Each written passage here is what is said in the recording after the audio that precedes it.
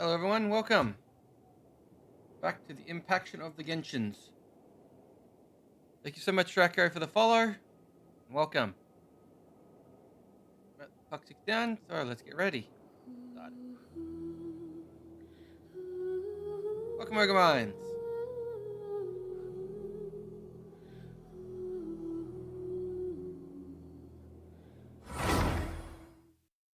Here we are.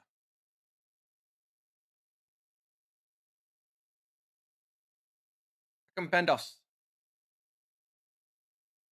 And a nose. I'm terrible with pronouncing names.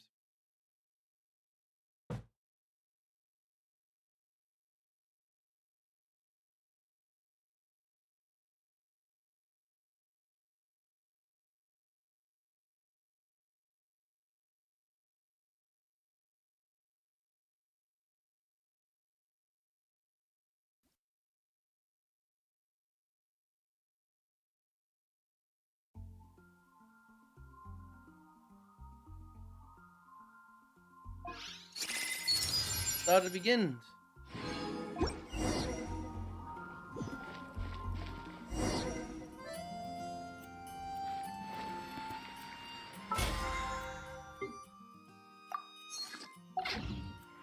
I guess.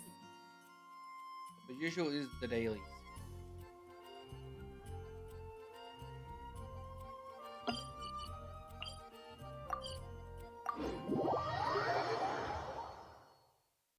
We are again.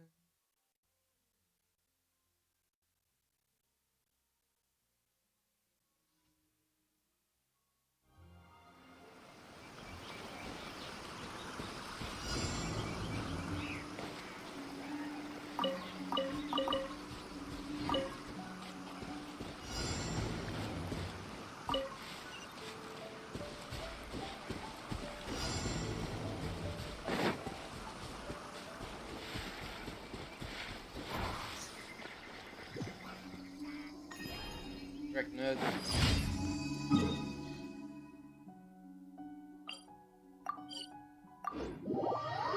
This novel quest again.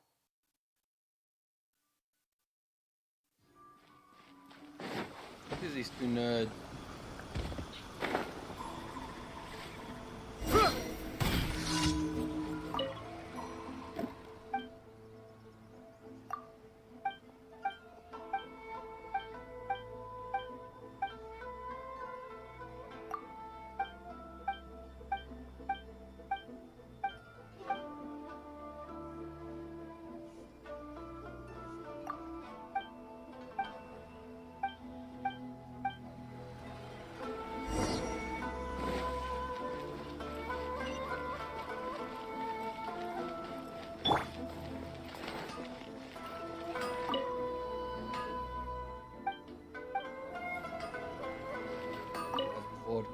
Always getting in the way.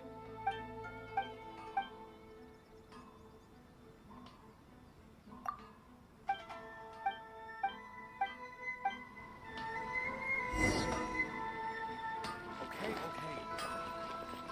Please speak to President Uglay, you're up!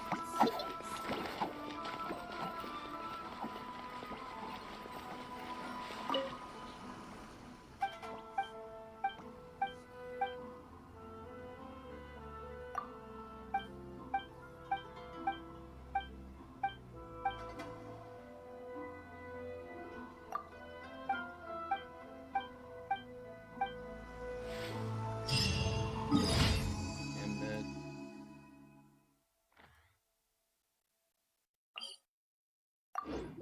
next one's on the Island of Pain.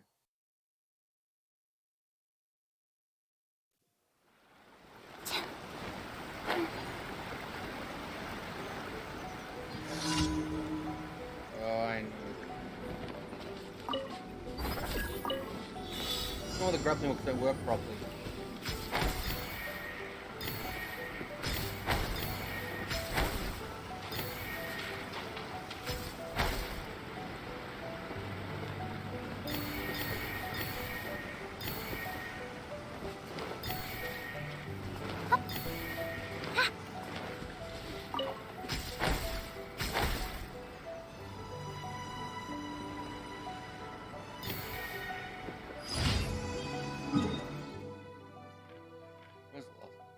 down here.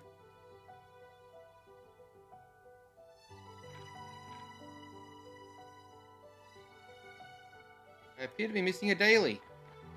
There it is. My home from little island.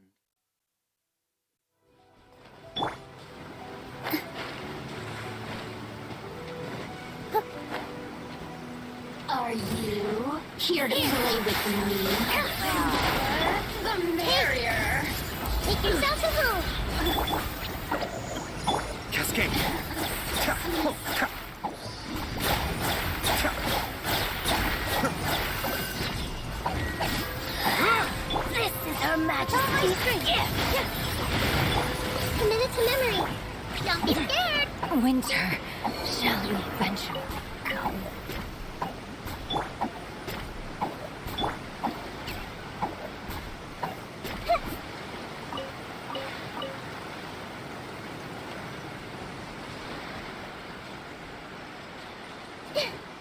Little island over there.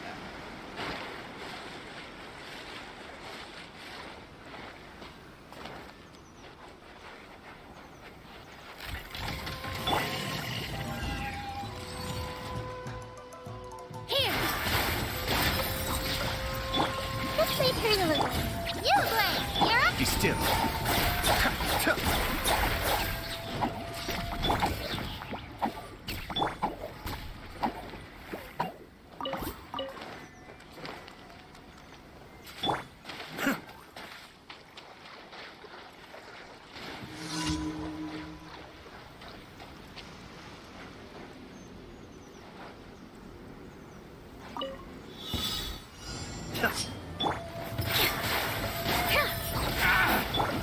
I see everything. Sharing my knowledge. Don't be scared. To the very. Yeah. All eyes on me. Positions. Just Kamisato Aru. Suiyu. grow, grow, grow. Go get it, Uruguay. Uruguay, you're up.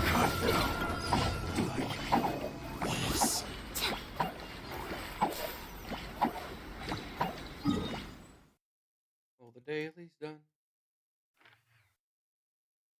See you buy a bun. Musical turn tonight.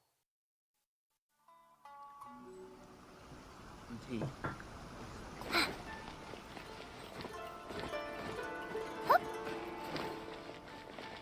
Add Astro. Thank you for Add Astro.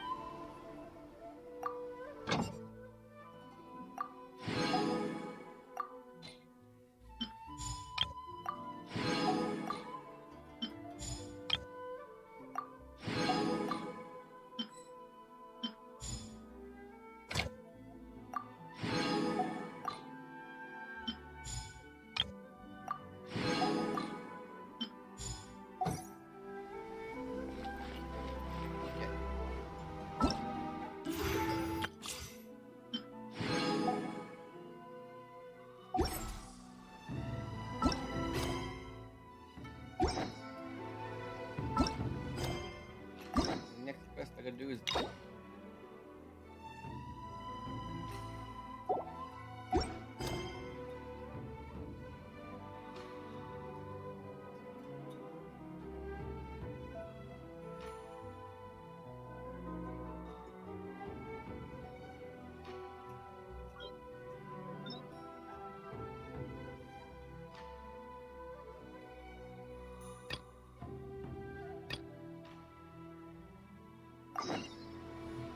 that's Ah.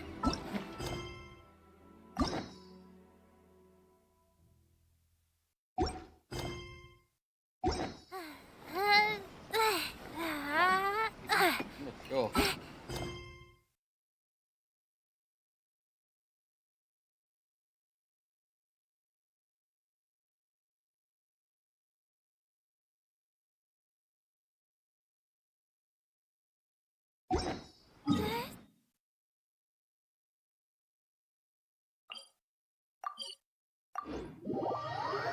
7 stars like a casino or something, so maybe this is the quest I'm looking for. Questing. Questing. Traveler, Paimon, it's been a long time. Oh, hey, Hoishin. Long time no see. Fancy meeting you here. How's work these days? Thanks to the help of people like you and colleagues like Ganyu, better all the time. But I've been feeling distracted at work lately. I just feel constantly agitated. It's a long story. But my father, he's thinking of stepping down from the Tianshu position due to health issues. Huh? What's wrong with Uncle Tian? Nothing specifically. He's not unwell. He says he's just increasingly low on energy these days. He's always said, old age comes for us all in the end. Still, I just can't help but feel a little emotional watching it happen to him. Anyway, my father's currently on the 2nd floor of Yangsheng Tea House. Why don't you come pay him a visit with me? He seems very fond of you, too. I'm sure chatting with you will make him very happy. Sure, let's go.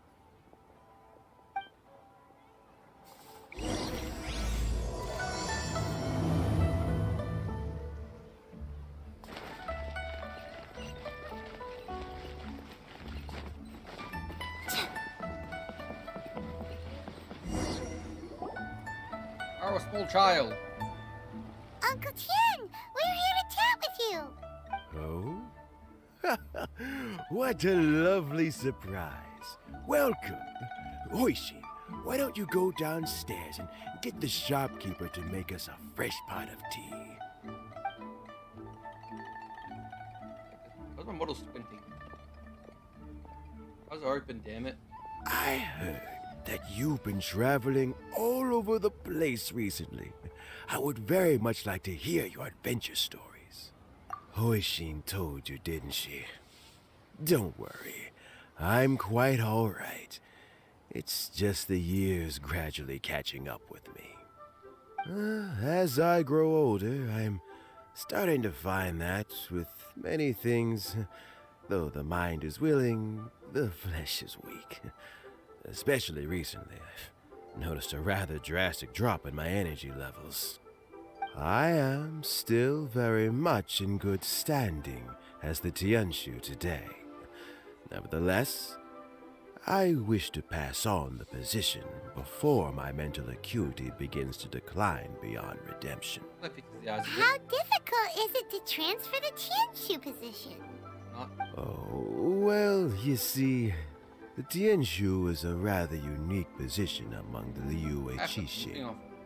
Historically speaking, the Tianshu rarely appears in public. Draco, welcome. Thank We you so much for stay the follow behind before. the scenes, planning and giving advice, so a public selection process would not be suitable. We also want to keep any prospective Tianshu candidates free from influence by outside forces, so we tend to be as discreet as possible in their assessment and appointment. For these reasons, the incumbent Tianshu typically recommends their candidate of choice, and this is then approved by the other Qixing members. So in other words, you pick someone, and then Lady Keqing, Lady Ningguang, and the other Qixing appoint them?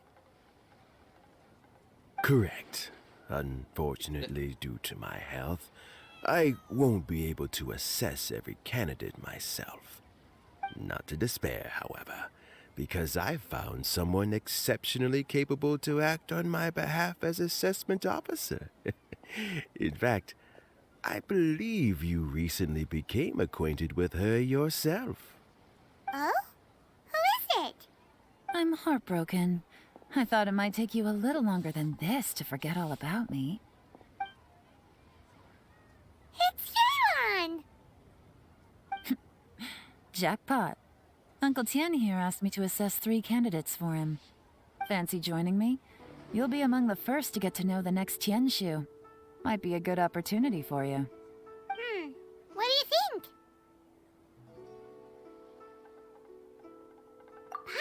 think so too. It can't be a bad thing to be on good terms with a new Qixing, right? All right then. Though, I gotta say, Uncle Tian, you say you're into behind-the-scenes planning? My work's of the covert variety too. Don't you think I might make a good Tianshu? Huh? Yelan, you want to be the next Tianshu? I'm not opposed to the idea, but I suspect Ningguang wouldn't let you go very easily after how long you've been working together. So, how about this? If your investigation reveals that none of the other candidates are qualified for the position, I'll recommend you for the job. Deal. Well, you guys take your time. Everything's all set for the assessments to go ahead. Meet me on the first floor when you're ready. Until then, have a pleasant conversation. Oh, and no need to pay for your tea. As the new owner of this fine establishment, this runs on the house. You literally just buy the restaurant so you don't have to pay. You're all set? Uncle Tian seems really worn down. It's like all his energy's gone. Yeah, it may sound harsh, but Uncle Tian is past his prime. He's not cut out for this anymore. So he's recommended 3 candidates. Their names are Qinwei, Mingbo, and Zhi. Qinwei is a wealthy entrepreneur. Mingbo works at the Liyue Ministry of Civil Affairs, and Zhi is focused on study and travel. Try to keep all that in mind. Of course, it doesn't really matter if you forget, since we'll be assessing them at Yuehai Pavilion in a short while. Qianwei, Mingbo, Zhi. Paimon should be able to remember their names, but what does the assessment involve exactly? Let's leave No. that until we get to Yuehai Pavilion. All right. Heads in the game, people. The stakes don't get much higher than a change in the Qixing. We can't afford to miss anything, no matter how small. Got it. We'll keep our eyes wide open. Don't you have it be a battle to the death?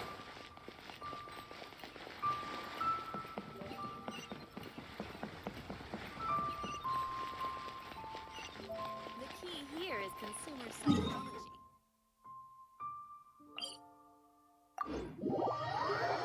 Right, next person. I'm the only one.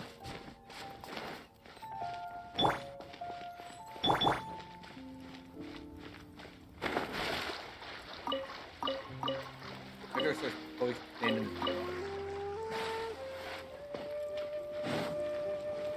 He's got legs.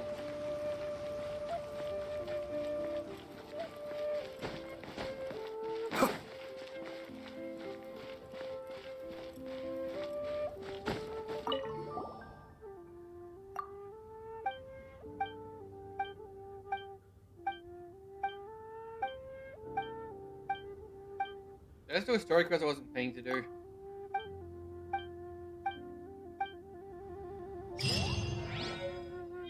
I completed a quest I wasn't planning on completing.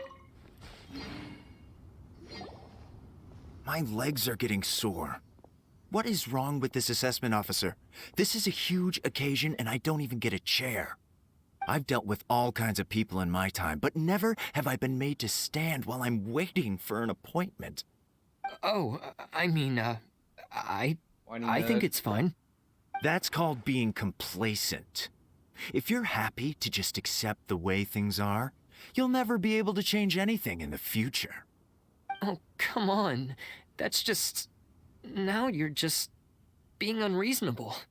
All right, you two. Let's not get into a big argument over this. It's not worth it. Qianwei, that was a bit uncalled for. And Mingbo, cut him some slack. We've all been standing around for a while. It's natural to be getting irritable. Look, how about this? There's no rule saying we're obliged to stand up while we wait, so why don't we borrow some chairs from the guild nearby? Fine. They're not the best quality chairs, to be sure. But under the circumstances, it would be better than nothing. What a It whiny looks little like all nerd. 3 candidates have arrived. We'll meet them formally soon. Before that, let me run you through the assessment process. I've split it into 2 stages: current affairs and planning, and face-to-face interview. In the first stage, candidates are required to submit a manifesto for Liyue's development. In the second stage, we will ask them some questions in person. Writing a manifesto takes time, so I informed them of this requirement in advance. These are the reports they submitted. Wow, one of them is really thick. It's also worth mentioning a stipulation I gave them. Whoever is appointed as the new Tianshu will be expected to implement their plan as put forward in their manifesto. Failing the occurrence of some cataclysmic event, they will not be permitted to change their plan. Therefore, these 3 piles of documents in front of us represent where each candidate stands on key policy issues. There's still some time. Have a skim through, get a first impression of what each person's proposing. I'll be waiting off to the side. Just let me know when you're done. All reading.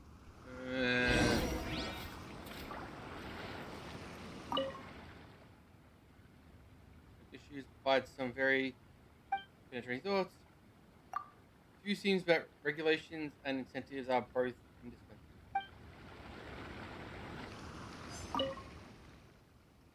This Zenling's manifesto covers domestic affairs, foreign affairs, and checks and balances all in great detail.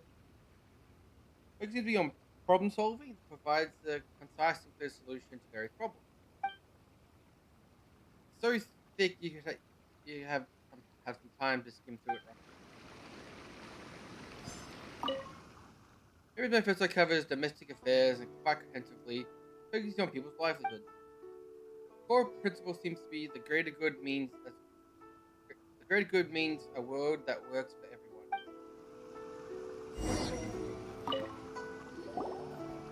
Finished, huh? What did you think? Everyone took it very seriously. Of course they did. They have the chance to be picked as the new Tianshu, so you can bet they're putting their best foot forward. And keep in mind, whoever gets in has to execute their plan as written. Nobody wants to have any regrets. That's for me to know and you to find out. We can talk more after the interviews. We'll see the candidates now. Let's do one at a time. Start with Chenwei. Yes, ma'am. Sneaky lady. Oh? So you 2 are the assessment officers, are you? Yes, we are. We're gonna beat the crap out of you. I had assumed that given the great import of this situation, Lady Ningguang would perhaps be assessing us in person. I certainly hadn't imagined I'd be seeing 2 entirely unfamiliar faces. I trust you've read through my manifesto? I'd be more than happy to clarify any details you found difficult to grasp. It was written with an expert audience in mind, after all. Mind your tone, mister. Relax. It wasn't intended as a personal slight against anyone in particular. I was simply stating a fact. You learned it from Cloud Retainer. Cloud Retainer? You know this Adeptus? Oh, yes, I remember now. You must be the traveler that people are constantly talking about. With your sterling reputation, you must have a respectable level of erudition. Perhaps you will be able to understand the concepts I have put forward. Although I shouldn't get my hopes up. Oh, is it my turn? Yes. Please introduce yourself. I'm, Mingbo.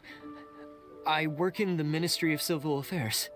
I've worked there for, 9 years, 5 months, and 3 days. In that time, I've handled, 2,347 cases. That's a good I resume. have 12 active cases at the moment. They should be concluded in, 16 days? My current work is related to urban planning, and I'm also responsible for, auditing the accounts. To be more precise, there are 3 parts to the accounts, namely... Is it just Paimon, or is he not very good at public speaking? You know what? Let's leave the self-introduction there and move on to some questions. Oh, okay. Sorry. He has good numbers, good everything, but not very good social. Hello. Not gonna lie, I'm feeling a little nervous. What would you like to know? You're here to assess me, so ask away and I'll answer your questions to the best of my ability. Your manifesto is very wide in its scope, but you don't seem to be personally involved in many of the specific fields. How can you be sure that you have the ability to put your plan into action? Very fair question. I completely understand where you're coming from. But I'm confident in my plan. I've visited many different places, talked to lots of people with far more expertise than myself, and my manifesto is the conclusion of these efforts. Of course, two different problems can be interconnected in very complicated ways, and you might reach two very contradictory conclusions depending on which one you're focusing on. What I've tried to do is strike a balance. In other words, present an optimal solution to all the problems as a whole. How do you plan to determine whether you are right or wrong about your proposed solution being the optimal one? A great question. Well, I'd start by having my colleagues and the secretaries of the Yuehai Pavilion evaluate any proposals before implementation. Post-implementation, it would all come down to the results. If it turned out that my judgment was to blame for poor results, I would take responsibility. Nice answer. All right, next question. He seems like a great guy. Everything he said was thoughtful and logical, and he was just a pleasure to listen to. Here's my take on what we just learned. As you saw, Qianwei is highly knowledgeable. He proposes many excellent ideas in his manifesto which effectively target the big issues. But he is very proud and incredibly stubborn. He doesn't care much about other people's feelings. Minghua's asshole. plan is more thorough and more measured. You can tell he's meticulous in his work, very detail-oriented. But he and Qianwei are otherwise polar opposites. Minghua is not very articulate and comes across as very timid in conversation. Perfect summary. Paimon couldn't agree more. You're good at this, Yewan. Last but not least, Zhi. His manifesto is full of pertinent details, his methodology is sound, and his proposals cover a broad range of fields, which is quite a rare feat. The depth he goes into in each and every area means it can only be a product of painstaking work. Plus, he is modest and good at dealing with people. But what really interests me is that many of his views happen to coincide with Uncle Tien's. Having someone like Zhi take the position would certainly put Uncle Tien's mind at rest. Great. We'll see. Let's go back and report to Uncle Tien. One of the most biggest important meetings, and it's just like sitting out here in the earth. Everyone heard it.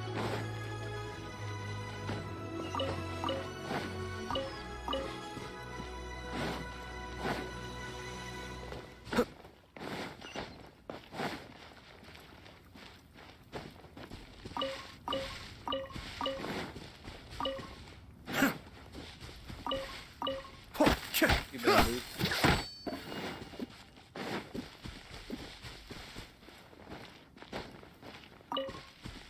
We really come up here and we'll grab this stuff.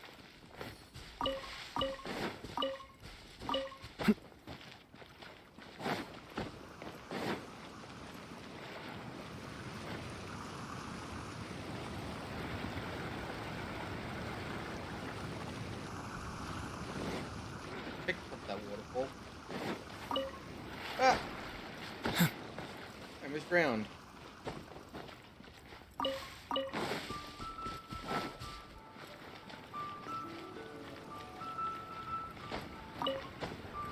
Oh,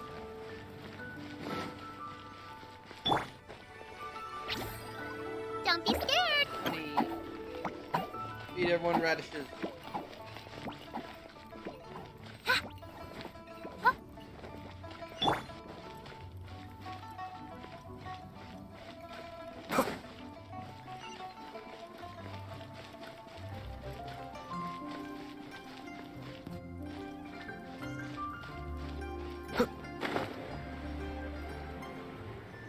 Going right on top of this old geeze's head.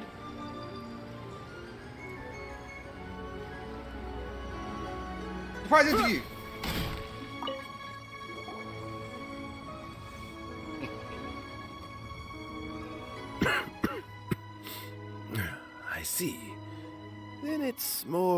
just as I anticipated.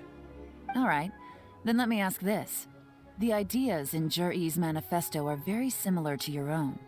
Is there any particular reason behind this? Oh, I didn't want to say anything when I gave you the list of candidates, for fear of affecting your judgment. But I can tell you now. Those 3 candidates have all studied under me in the past. It's only natural that they share some similarities with me. But Xin Wei went on to focus on his business, and Ming Bo has always been occupied with his work at the Ministry of Civil Affairs. Of all of them, Juri was with me for the longest duration. Whoa! So how did you get to know them all, Uncle Tian? Chen Wei was referred to me by an old friend. Ming Bo came to my attention in the course of my work, and as for Juri, that was pure happenstance. We first met while fishing. Gradually, as we got to know each other, we started discussing all sorts of topics. Juri came from a poor family, and his parents died when he was very young. But he was a gifted student and a fast learner. He reminded me of a younger version of myself, so I started out giving him a few words of advice when we were out fishing and noticed how quickly he caught on. Quite. And now, all of a sudden, he's grown into a mature young man. It's a joy to see, but it also gets one thinking. The young are growing up, and I am growing old. How time flies. No one can escape the cycle of life. I don't know, Uncle Tian. You still seem in pretty good shape to me. You might have another few years of work left in you, don't you think? Oh, you. There's really no need to console me. Having less energy than I used to isn't such a bad thing. It just means I finally have a good reason to retire and spend my days doing what old men like me should be doing. Going fishing whenever I feel like it. Sounds like you sure love fishing, Uncle Tian. Ooh, there's nothing quite like fishing to pass the time. Ooh, and freshly caught fish, they make the most beautiful fish soup with barely any preparation required. Fresh fish soup. Sounds tasty. Doesn't it? Also, some time ago, Juri purchased a very special recipe from an old fisherman. When we've been fishing recently, Juri always brings some extra ingredients he prepared in advance. The addition of these makes the soup taste even more wonderful. That flavor makes for a fond memory. But at my age, who knows how many more chances I have left to taste it again. Oh, can Paimon come next time too? Paimon really wants to try it. Let's get back to the matter at hand. Uncle Tian, we've reported back. Do you have a verdict? I appointed you as the assessment officer, and I trust your judgment. Had you not asked me why Juri's ideas were so similar to mine, I was not going to mention my history with any of them. This decision must be guided by what is fair and right. Please disregard all other considerations and make your final decision only after a thorough review of each candidate's talents and capabilities. Remember, you must be thorough. Understood. Come on, let's go talk somewhere else. And throw Paimon in a Bye-bye, river. Uncle Tian. Look after yourself.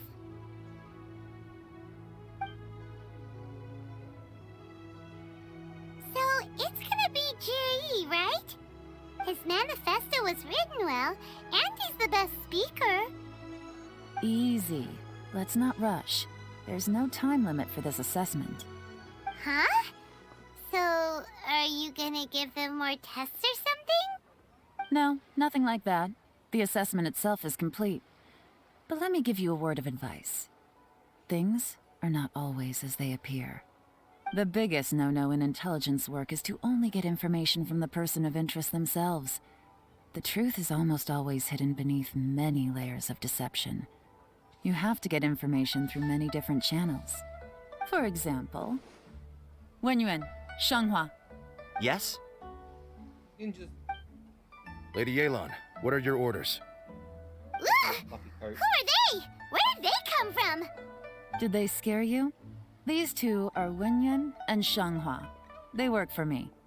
As my trusted assistants, they are always standing guard nearby. They also perform various assignments as required. Shanghua is a business expert who gets his information by trading. Wenyuan relies on word of mouth. And there's also Upei, who's not here right now. That meathead must have been out there on sea surveillance for some time now. Is he all right? I seem to remember that he can't swim. Nothing can take that guy down. Certainly not a little wind and waves. Shanghua, visit all the commerce guilds and look into Qianwei's background. Wenyuan, go to the Ministry of Civil Affairs and look through Mingbo's work files. Yes, ma'am. So what about Juri? Juri, well, obviously as the most promising candidate, we will be investigating him ourselves. Let's go to the docks first. He'll be a Lots of goddamn people patrol passing member, through isn't he? there. You can find out all kinds of things. If we're looking for information, why don't we try talking to Bulai, the owner of Wanyu Boutique? He does business at the North Wharf. Maybe he has some news for us. That's actually not a bad idea. Let's go and ask him.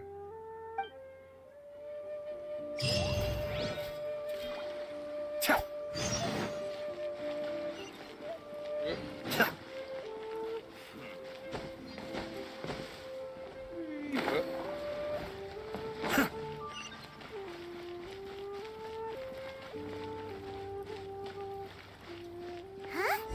What's Bulai doing here today? Sneak up on him. Hold it. Hold my sneak. Your asking price for this batch is just too high. I can't buy in at this price. How am I supposed to turn a profit? Come on, hear me out. I'm telling you, this is the single best batch of Sunsettias ever. You won't find anyone who disputes that. I accidentally dropped one into a well, and even the water turned sweet. Even so... All right. I'll let you in on a little secret. The boss of Second Life also wants to buy from me, but I haven't responded yet. If you won't take him, I'll just have to partner with them instead, and neither of us wants that. Okay, well, when you put it that way, I'll accept your asking price. I'll take all your stock. Don't sell a single one to Second Life. He's got scammed. Oh, what are you doing here?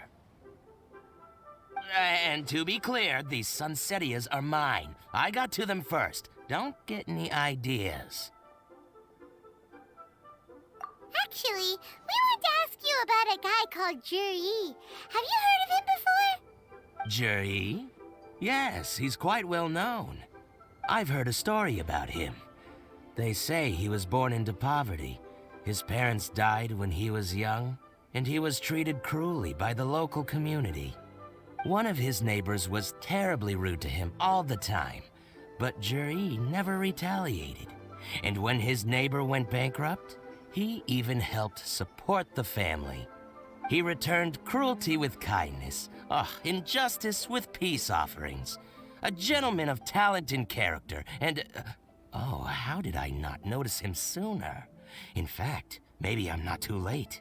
If I could hire him to be the brand ambassador for Wanyo Boutique. Oh, he sounds like a decent man. We can finally breathe a sigh of relief. Very rehearsed. Why are you asking about him anyway? You aren't looking for a brand ambassador too, are you? Well then, in that case, the higher bidder takes the... Ah, that's Juri right over there. Why don't we go and talk to him? Where? Where? It's him, all right. Looks like he's chatting with Lin Long. Come on, let's follow them and listen in. Try not to let him see you. We want this information to be as truthful as possible. I'll just go and fetch an employment contract. And hey, don't try and cut me out of this. Hey! Just ignore him. I understand. Let's walk and talk.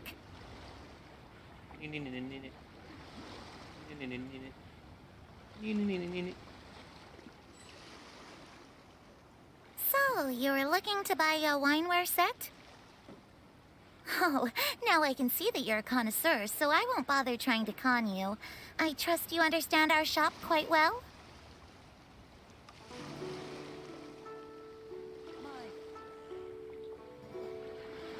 The truth is, an old friend of mine, who likes to have a drink now and then, he fancies himself as a man of culture, but doesn't care for needless extravagance.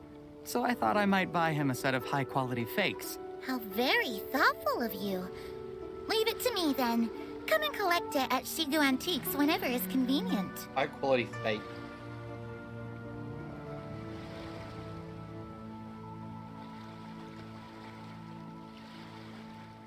Thank you very much, Miss Lin Long.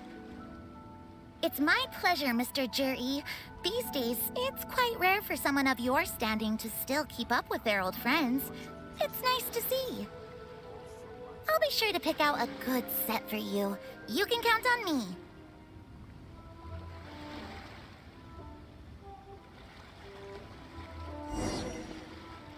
He's like too good to be true. Juri seems to get along really well with everyone. Are you satisfied now, Yelan? Seems like everyone thinks Juri's a great guy. We shouldn't jump to conclusions just yet. Let's go check out the wharf where he usually goes fishing. Do we have to? Wait, you're not just trying to dig up some dirt on Juri because you want to be Tianshu yourself, are you? Maybe I am. Maybe I'm not. But hey, if I do become Tianshu, I'll look out for you guys. You'll be able to try all the finest food for free. How does that sound? We will? Well, come on! Off to the South Wharf we go! This is that looking to find the nuclear bomb underneath it.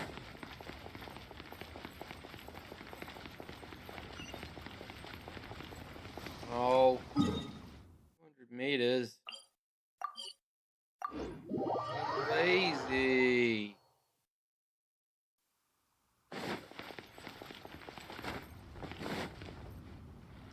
What?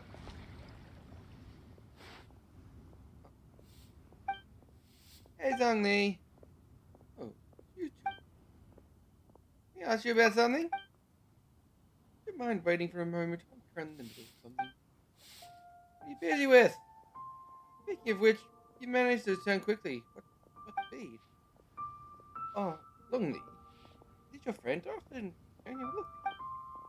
Oh yes, they're old acquaintance of mine. Wonder, you two are also here. Could you help me persuade Zhongli to sell aesthetic stone, please? Arctic stone? What are one of these for? Do you know that Arctic stone is highly sought after now? Not even a matter of price. Barely able to supply any market. I was telling the story the usual day, and suddenly by usual, we somehow be talked about through the eye of the dragon, one of my finest works, if I do say myself.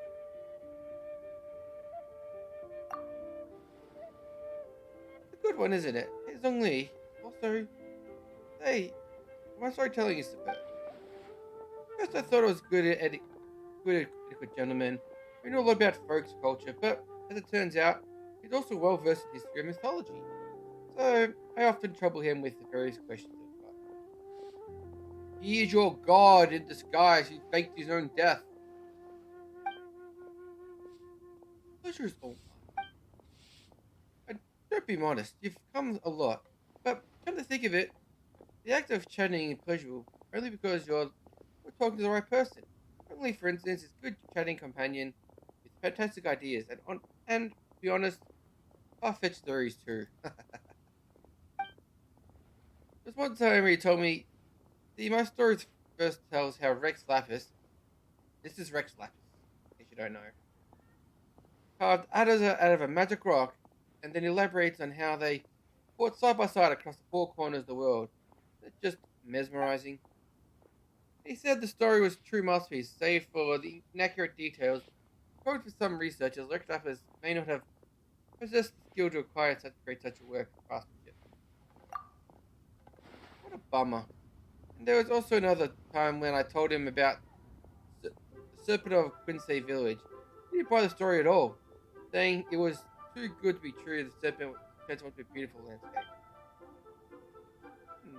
I wonder if too much knowledge is self imagination. What a shame that someone with well cultured as Zhongli should fail to appreciate the aesthetics artistic. I could hardly object to criticism, so keep it in mind. But your stories are always marked by wild imagination. I just point out that I notice ordinary linear hope, listener, hope that might be useful to you. Storytellers requires a sharp mind. I'm sure a storyteller such as you, really understands where I'm coming from. Those are heartfelt reactions and voted audience member. You're right, I know your good intentions. You want me to become the best storyteller in the Way Harbor, right?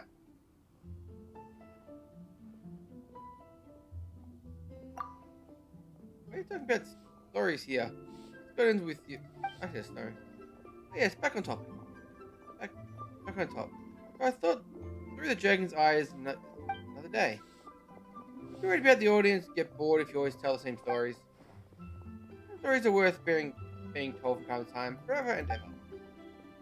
The story's meant to be told repeatedly, like time and creativity come with a new plots after all. See, it only gets me. Anyway, that day, the lead, the me, the miner, the leader of a mining crew, set up work happened to pass by whilst listening to the story told. Well, what about the chasm? Type of incredibly beautiful stone that's found in that place. That stone's a faint exquisite luster. You find them somewhere along the wind tunnels in the chasm. But that he said, I think tunnel was the word being used, right? Yeah, that. Yeah, the chasm must be quite a mysterious place. Even if someone I traveled as Zhang Li has never been there. I guess I thought because no one is allowed to go in until they're extremely minded, first presumed, and I heard about it from others. Oh, yes, indeed. Miner said the stone springs from within the tunnel. No one knows who built it. All they know is the tunnel vendors forward they created something dragging down. Few view almost awe-inspiring, apparently. Someone says that the place might have be a major battlefield. But who fought there? We have never know. I thought Rex Lapis, I don't know if fought there. Actually, I've been working on a new story lately. It'd be nice if I could put thought into it, I thought. I invited Zhongli over to ask for his ideas. Quite surprised in the possession of the Arctic stone. Said he bought it from a merchant at the market. With good taste, he wouldn't miss the true treasure. I was thinking that, wait, how does Zhongli buy anything? He doesn't have any money. Makes sense for the story. Zhongli doesn't object. Can I purchase the stone as a memento? Zhongli, are you really going to sell him the stone? Diane is indeed a storyteller. I enjoy stories so much. My pleasure to be able to contribute to creation. Eh! That said, if I sold him the stone, it would be undermine the credibility of his story. We discussed it before. Rex Lapis is sealed as been on the ground. When do you expect these are many caves and mining tunnels in the chasm would be a constant disturbance to people, as there really was sealed there. Would Rex Lapis not be considered that? Sealed him under a stock or a tree. That makes sense. You're right. Rex Lapis would have done something so careless. Right. I want to exchange my favorite holding fan for Zhongli's Iron. And there's a illustration on it. Oh. I love to have this fan in the hand of my storytelling. Through the eye of the dragon. Upon a drawing a dragon soaring to the skies, bodies free to roam the world of spirits, unbound to aim high. Firing! I thought the fans really are really rare. You know, even Paimon wants it now. Alright, we don't have an Arc too. Really? Come on, give it to me? You have my folding fan. But I have a word. Arctic stone is precious indeed, and your folding fan is a work of art. I advise against exchanging it as you ordinary goods. Well, if you say so. Actually, you know, I have one more such fan. With the illustrations on them, and your name makes it special. Anyone who enjoys this storytelling will rejoice to have in such a currency. Yeah, really? You're right. I'm too fortunate to have the vote of listener. You understand my stories, and I couldn't ask for more than that, could I? To be honest, I made these fans so that I could one day give them to like-minded audiences. You certainly are such audiences, so if it was meant to be yours, please wait here for my iron tongue tiny quickly fetches the food. You certainly are such audiences, so they're always meant to be yours. Please wait here while I go fetch them.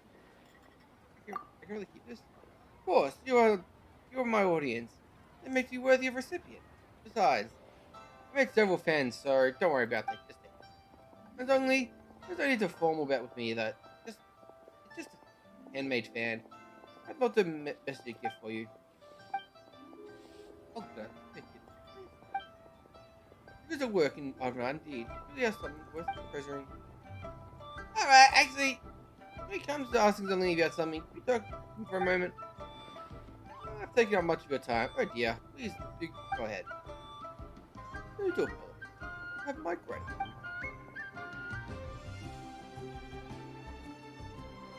We're at the chasm, and you saved us too, didn't you? Thank you. No, also, you wouldn't have been able to escape without your help. Oh, did he say so? Interesting. How time flies. You even learned to open up to others. What were you doing at the chasm? Was that the chasm? I'm curious. I must admit that this is the first time I'm hearing. Stop playing dumb! Why would I play dumb? This band is high quality indeed. Young Lee! Yeah, when I'm on vacation, I just take my time and walk around. I say that running anything I run into is happenstance, fate. I'll take no credit. Come to think of it, it's nice to travel to different places and witness many things in this vast world. They always bring old memories back. Not at all. I may be like 2,000 years old, but it's fine. I am mortal now. Being mortal means living in the present. Dragon soaring to the skies, a body free roaming the world as a spirit, unbound to aim high. It's inspiring indeed. Much receive the four corners of the world, and much to marvel at amongst the mountains. Waters, I believe, must travel until there's more in my future.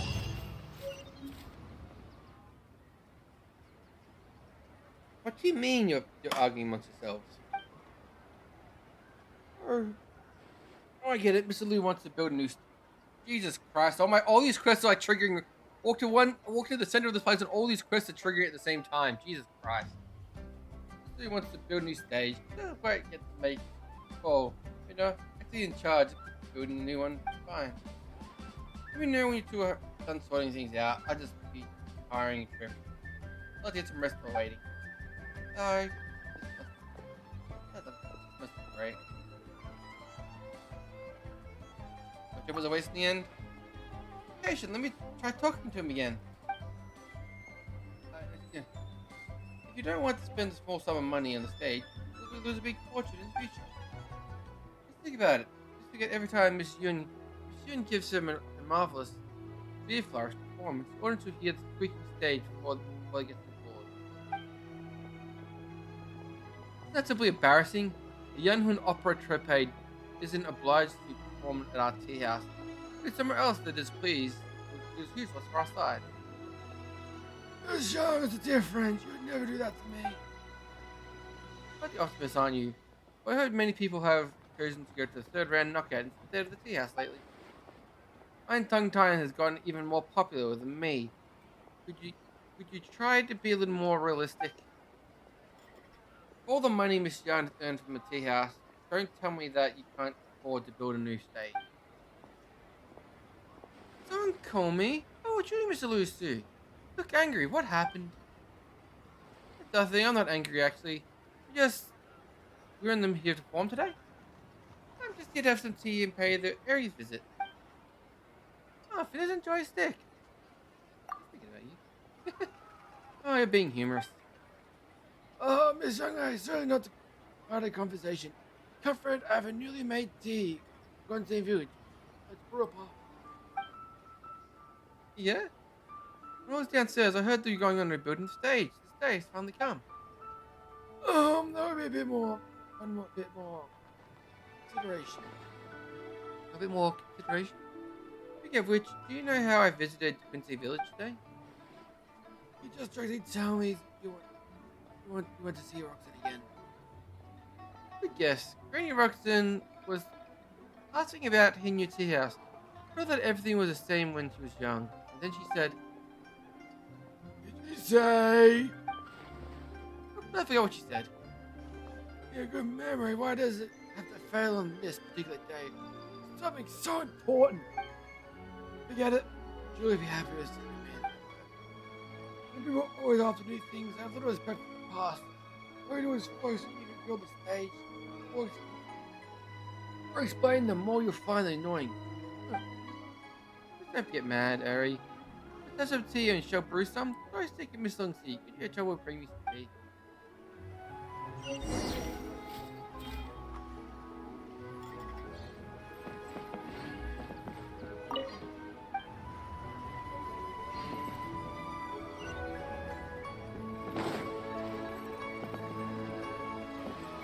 Let's escape all these side quests.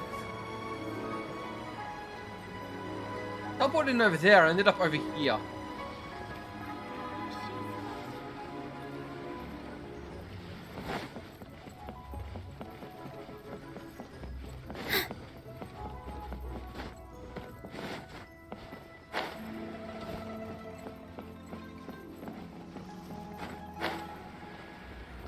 Back to our regularly scheduled quest. The wharf is as busy as ever. I hear the anglers here sometimes sell their fish to the nearby fishmongers. Let's see what Uncle Soon has to say.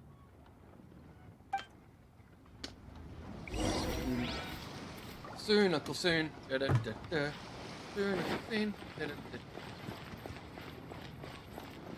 Fish. Welcome. What would you like to buy today? Sorry to interrupt. We're actually members of the, Liyue Anglers Association, and we just wanted to ask a few questions about someone. We've heard about this young man called Zhi, who's supposed to be a fantastic fisherman. Just wondering if you happen to have heard of him? Whoa! Yeon made up a whole fake identity without batting an eyelid! You said that out loud. Yes, Zhi. He's been making quite a name for himself recently. I've got some friends who travel all over the place, and they tell me everywhere they go they meet someone who's heard of him. Apparently, he had a rather tough time growing up.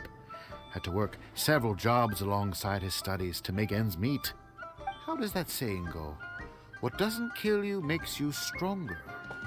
Well, if there's anything to that logic, he's sure to be phenomenally successful one day. Yeah, we think so too. Story was different. But I'm afraid your Anglers Association might be in for a disappointment. Oh? Why's that? He's good at a lot of things, but fishing isn't one of them. He fishes at the wharf and sells what he catches to me on occasion. His catches are always mediocre. Not terrible, but equally nothing to write home about. If you're looking to recruit some new members, though, I do know a few top anglers I could put you in touch with. That sounds fantastic. I've got a couple of other things to attend to right now, though, so why don't I come back some other time and we can chat over a drink? Sure thing. See you. Everywhere they go, they meet someone who's heard of him. Come on, let's keep asking around.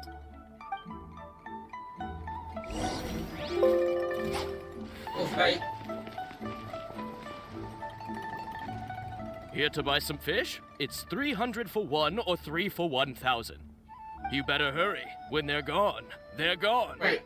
Hello, Let's turn that we're off. from the Society for Fish Price Research. We'd just like to ask a few questions. Wow, she switched identity again. Society for Fish Price Research? I haven't done anything illegal. Stay out of my business. Please, don't worry. We're just here to conduct a simple survey. We've heard about a certain Jur-E who's been selling fresh fish at low prices in this area recently. Do you know anything about this? So this isn't about me. You should have said something, you know. I know the guy. I can tell you what I know. I haven't heard anything about him selling fresh fish at low prices, but it wouldn't surprise me if it was him. Oh? Why is that? Because he's so poor. His parents died when he was very young, and his alcoholic father still owed a huge amount of debt. And No the one wanted backstory anything changes to do again. with him. He was still a kid when he first came to the wharf. His clothes were ragged, and he had a bandage wrapped around his head. And he managed to survive, thanks to Uncle Tien, who gave him some food. But still to this day, he doesn't have a lot of mora to his name. I mean, he can afford to eat and everything, but you'll often see him haggling with others over just a few mora. So, I wouldn't be surprised to find out he's been selling a few fish. It's not like he catches much anyway, so it's not going to affect my business. Don't tell him I said that. You'd rather he didn't know? Well, I spoke to him once, briefly, and I just had a feeling that he really cares what other people think of him. I think he has pretty low self-esteem, but hey, it's hardly my place to say anything. What he's achieved already puts most people to shame. And nobody's perfect. I just wouldn't want to upset him, that's all. I see. Well, thank you for sharing that with us. Not a problem. And just for the record, there's absolutely nothing wrong with the price of my fish. The more times you say it, the less convincing it becomes. Doesn't have a lot of mora to his name. Okay, let's keep going.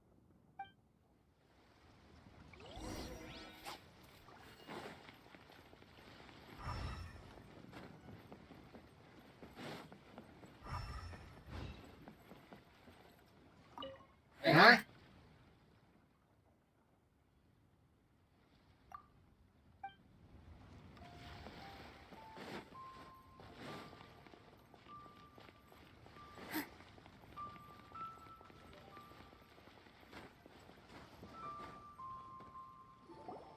Gunnar. Hey, it's you guys. Wait, what's the phrase? Oh yeah, honored to meet you. What brings you to me? The truth is, we are but newcomers to this territory. We heard tell of a great martial artist, Master Dugu, who knows everything there is to know. Hence, we sought you out to ask for your guidance. Really? People said I know everything there is to know? But of course, we also heard that Master Dugu is a kind and virtuous swordsman who never turns away anyone who comes with questions. Great! So what do you wish to know? Nothing happens on this street that I don't know about. Like that kid Igor. Now she's lying to a kid. No! This is like Hercules said it. I can't find that art. Look at this guy. Staring you from over the corner like, I see what you're doing over there. So, Master Dugu, have you heard of one by the name of Jur-E? Sure have. You mean that guy that all the grown-ups are talking about these days? I've heard many tales of Juri. For example, I can't remember. Problem is, it's nothing that important. I prefer stories about sword-fighting heroes. Oh, I can completely understand that. Then let me ask you this. Do you remember roughly when the grown-ups started talking about Jur-E? Oh yeah, I know that. It was about 2 or 3 months ago. Before that, people always used to talk about Jury in a kind of nasty tone of voice. But 2 or 3 months ago, suddenly everyone started to like him. Sometimes he gives me candies, so I'm glad that people are starting to like him now. Just as I thought. Oh, lie! What do you mean? I mean, just as I thought, Master Dugu is indeed as kind and virtuous as the legends claim. I'm not that great. Oh yeah, one other thing. These days, there's a lot of people I've never seen before talking about Jury stories in the street. They seem like nice people. Oh, definitely. Great! So next time I see them, I'll say Hey, hi. they're spreading rumors about I him. guess I can share some of my candies with them too. Certainly. You can also tell my friend in Yenshang Tea House about what they're up to. I'm sure my friend would also like to say hi to them. Thank you, ma'am. You're welcome. Well then, fare thee well, Master Dugu. Until we meet again. Any of that sound strange to you? Strange? What was strange about it? Juyi seems to have a great reputation. Uncle Soon and Uncle Gao spoke highly of him, and Dugu Shuo seems to like him too. True. But the issue is, where did his sudden celebrity come from? It almost seems too good to be true. That's before. Too good to be true? What do you mean? So he returns cruelty with kindness, and had to work to support his studies. These are the kinds of things that make someone well known in their hometown. But Uncle Soon said even his friends who travel far and wide hear about him wherever they go. That's a little over the top, if you ask me. Do you remember what Dugu Shuo said about Jur-E's stories? Clearly they left him with a good impression of the guy. But beyond that, he wasn't interested in the details. That's the reaction I would expect from any normal person. Plus, there's the fact that all this praise of Jur-E has only been happening within the last 2 or 3 months. His childhood, his studies, the thing with his neighbor, none of these are recent events. So why are these stories only going around now? When you put it like that, it is kinda strange. Of course, if that's all there was to it, I wouldn't look into it any further. Jur-E was born into a poor family. Paying people to get his stories out there is within the rules of the game as far as I'm concerned. The problem is, do you remember what Uncle Gao said about him? He's stayed poor his whole life. Everything he's earned he's either spent on studying, traveling, or paying off debts. I don't think he has the mora to pay for a publicity campaign. Right, and that changes everything. It can mean a powerful faction is trying to gain influence over the Liu Shixing. That's the worst-case scenario. But all too often, the most pessimistic speculation turns out to be closest to the truth. Someone's trying to gain influence over the Qixing? That sounds serious. What should we do? The Fitsui. Even if we asked Juyi about it, surely there's no way he'd admit it. First, we need to find out who's supporting him. Don't worry, I've got a plan. Remember the current affairs and planning stage of the assessment? Since the successful candidate is duty-bound to implement their plan after taking office, their manifesto tells us their stance on key issues. Whoever is secretly helping Jur-E must be seeking to benefit from his actions after his appointment. So, we should be able to find some hints in Jur-E's manifesto on who we're dealing with. Come on, let's get back to Yenshang Tea House.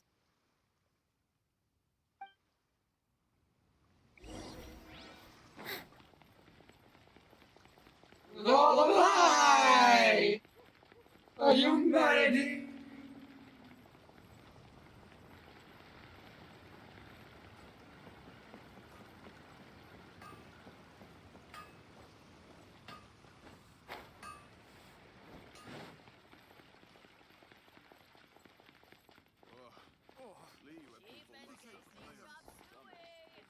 Let me kidnap the Stik as they go through this place.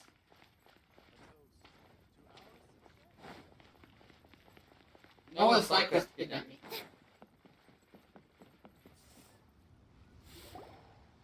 Jur-E's manifesto covers a huge range of topics. Looking for details that don't add up will be like trying to find a needle in a haystack. I'll divide the reports into 2 piles. You take one, I'll take the other. When we're finished, we'll put our heads together. Officially, the assessment is already over, and I'll be expected to announce the results before long. So we have to get to the bottom of this as quickly as we can. I'm guessing for Zoe. Whatever else Uncle Tien might think of Jur-E, the fact remains that he's one of his favorite students. Any evidence he's left is not going to be immediately obvious. It was We the have to look cat! carefully and think critically. That's behind everything.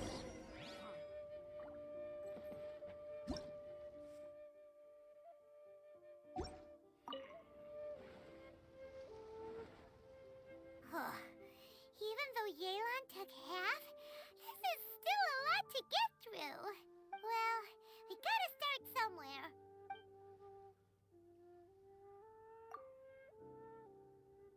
Due to a variety of factors, the sea storms have become stronger in recent years. It consists of a fish patrol unit, deal with the sea monsters, which should consist of various issues related to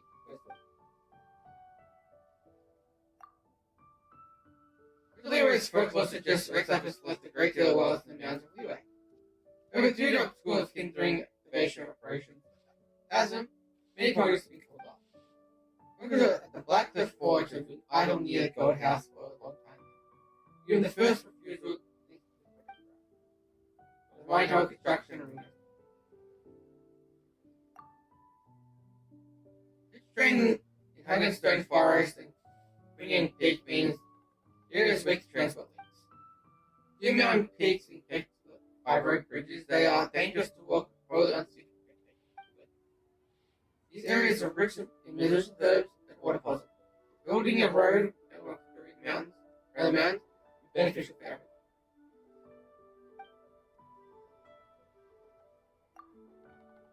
Oh, this reading is giving Paimon a headache. Let's take a break.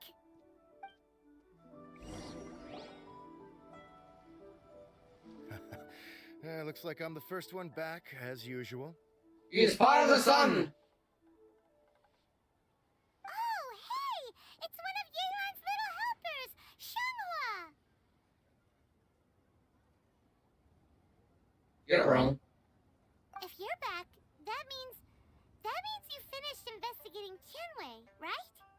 You betcha. I visited all the commerce guilds and gathered a wealth of information.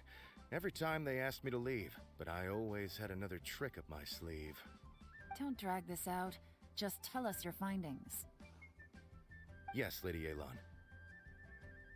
To summarize my findings, most people who've had interactions with Tianwei will start out complaining about how proud and arrogant he is, but then go on to give a generally positive appraisal of him. The young master of the Feiyun Commerce Guild said that Tianwei appears arrogant, but he's very scrupulous in the way he works. Once he signs a contract with somebody, he treats them fairly regardless of their background. Who'd have thought? Is it possible that his reputation is fake? Is there any way you can check the accounts of the businesses under his name? In theory, that should be very difficult. But here's the thing. I asked around and found out that almost all of Tianwei's accounts are open to the public. Where he buys from and sells to should be confidential business information, but he doesn't seem interested in protecting it at all. Tianwei often sees business opportunities that others don't, but once he's made enough mora off of it, it's like he gets sick of it and releases all of his trade secrets.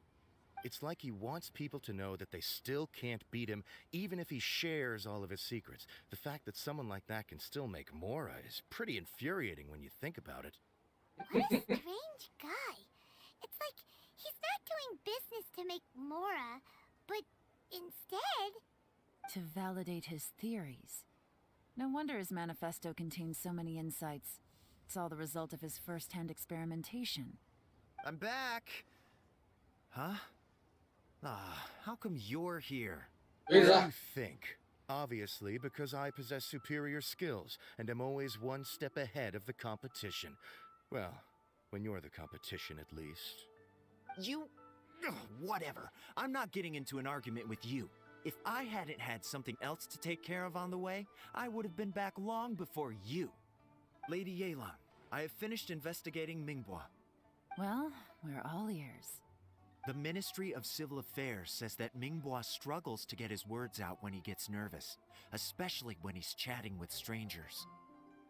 But after a few days of getting to know him, you can pretty much have a normal conversation with him. On the whole, the feedback from the Ministry of Civil Affairs was very positive. He always considers the things that everyone else overlooks. In your opinion, was the Ministry of Civil Affairs' appraisal of Minghua at all exaggerated? I don't believe so. Minghua is someone who has slowly but surely earned the reputation he has today. According to Miss Yu, the Ministry often gets Minghua to take a final look at projects before they're implemented. People feel much more confident in something if it has his stamp of approval. Oh, and also, there was once someone in the Ministry who was lying and cheating to try to advance their career. Minghua gave them the scolding of a lifetime. Apparently, he can be terrifying when he loses his temper. I haven't seen it for myself, though. Whoa, that's hard to imagine. Like I said before, things are not always as they appear. Ah, so that's what you meant by that. Paimon's starting to get it now. Thank you both. You're free to go now.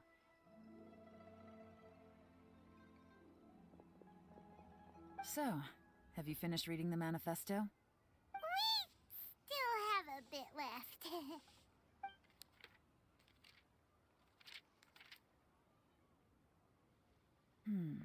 I can't see any immediate problems looking at the individual entries. The only one that strikes me as a little unusual is the Cheongshu Pool redevelopment plan. Cheongshu Pool has always been home to many secrets. Plus, Ajdaha once wrought havoc there, so there are even more secrets buried deep underground.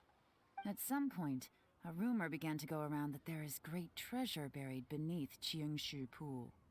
A long time ago, with the approval of the Qixing, a mining team conducted an exploratory excavation there. So, did they find any treasure? None. The ruin was completely impenetrable. The only way they could have gotten through the solid rock would have been by blowing it open with a special kind of explosive. The technology wasn't mature enough at that time, so the excavation project was shut down and the treasure became a mere legend. Zhi-Yi's manifesto focuses on solving problems, and this treasure hunt seems extremely risky. It seems out of step with the rest of his plans. Still, this one fact alone doesn't tell us much. Everyone wants to get their hands on this treasure. The treasure hoarders, the Fatui, even local Liyue factions. Did you find anything? Excavation? Project? Treasure? Did we read anything similar in our half of the manifesto? Oh yeah! Zhi-Yi said the Blackcliff Forge workers should get right of first refusal if any suitable projects come up. Did he now? Well, that makes everything much clearer. So Zhi-Yi wants the Blackcliff Forge to excavate the treasure of Cheongshu Pool. Does that mean the Blackcliff Forge is Zhi-Yi's secret supporter? No, not likely. I've looked into the Blackcliff Forge before. They aren't involved with any powerful factions at present. They do possess some specialized explosives, but it would seem more trouble than it's worth to put so many resources into a risky project like this. Still, since the clues are pointing toward the Blackcliff Forge, we should see where they lead. We may well find something new. Like pancakes! I want pancakes! What both turned out to be completely different than what we...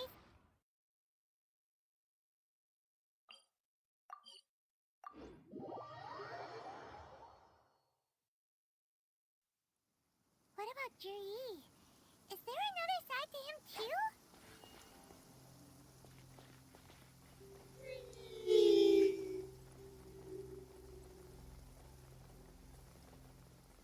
The weather and our moods are the same.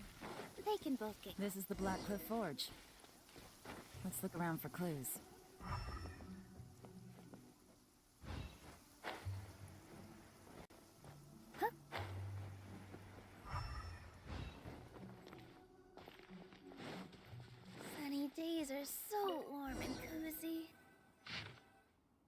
happened today. Nothing happened today. Payday.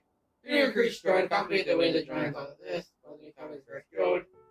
Big team leader. Nothing happened today. What's this? A diary? From the back, it looks like a ledger, but it seems they also use it as a site log. We don't know who wrote it, but it's interesting, don't you think? These newcomers, who could have sent them? You think they're suspicious?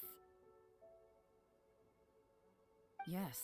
Look, it says right there, one of them's already been promoted to team leader. At this rate, by the time the Qingshu Pool redevelopment plan is ready to roll, they'll be the technical backbone of the team. That'll give them the chance to take a lot of liberties. They can copy any secret texts or steal any treasure they find underground. Imagine if we didn't suspect anything. By the time Jur-E recommends the Blackcliff Forge for the excavation project, at most we would maybe do a fresh background check on the place. No red flags if all they did was change some key staff. And even if we decided to vet the staff individually, they'd have had more than enough time by then to come up with fake identities. That's the advantage of planning this far in advance. It was a clever move. When you put it like that, it all makes sense. If we hadn't found this out, someone else would have stolen the treasure. So, who's really behind all this? That's a question for the newcomers. But let's start with that worker over there for now. You don't protect his lunch money. Violence! Ah. Excuse us. We want to ask you about the newcomers. You want them to teach you or something? I gotta say, these newcomers are in tip-top shape. Fast learners, too. They're picking up all the skills unbelievably fast. My only complaint is that they're always going out drinking at night, but they never let us join them. I guess they just need some time to adjust. I'm sure we'll get to know each other over time. They go out drinking. This area isn't exactly renowned for the nightlife. I'm guessing it's a long trip to the nearest tavern. You got that right. They tell me they go all the way back to Liyue Harbor to drink at Wanmin Restaurant. It rained after work today, so they actually stuck around at the site for a while. But as soon as the rain stopped, they went out drinking again right away. Hey, you're only young once, right? I say, if they can hack it, let them at it. Interesting. Drunk. Let's go talk somewhere else. Get tired enough to beat the shit out of them for being drunks. And it solves all problems. Looks like our hunch was on the Mora. These newcomers are very suspicious. Drinking in Liyue Harbor, huh? Some cover story. I'll wager they've been going to intelligence updates. Good thing it rained today. It means they'll leave footprints. I doubt they'd give themselves away that easily, but let's follow them and try our luck. You're gonna take us to a domain, get to use only. Elon. They went that way. Hurry, we gotta catch up.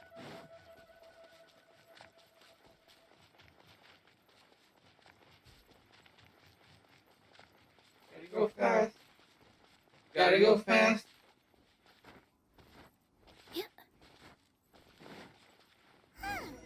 These footprints are heading towards Liyue Harbor. Maybe we were wrong about them. There's like footprints on Just as stone. I thought. They didn't go to Liyue Harbor. They went that way.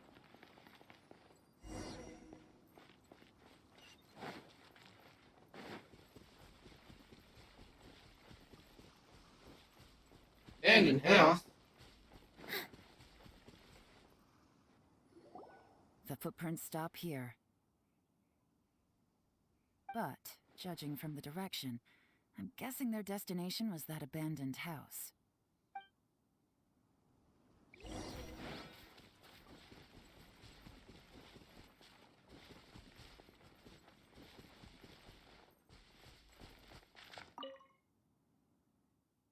That's like, and remap me. Someone's stuck here. Maybe it's already seen now. I found out someone's been here not long ago.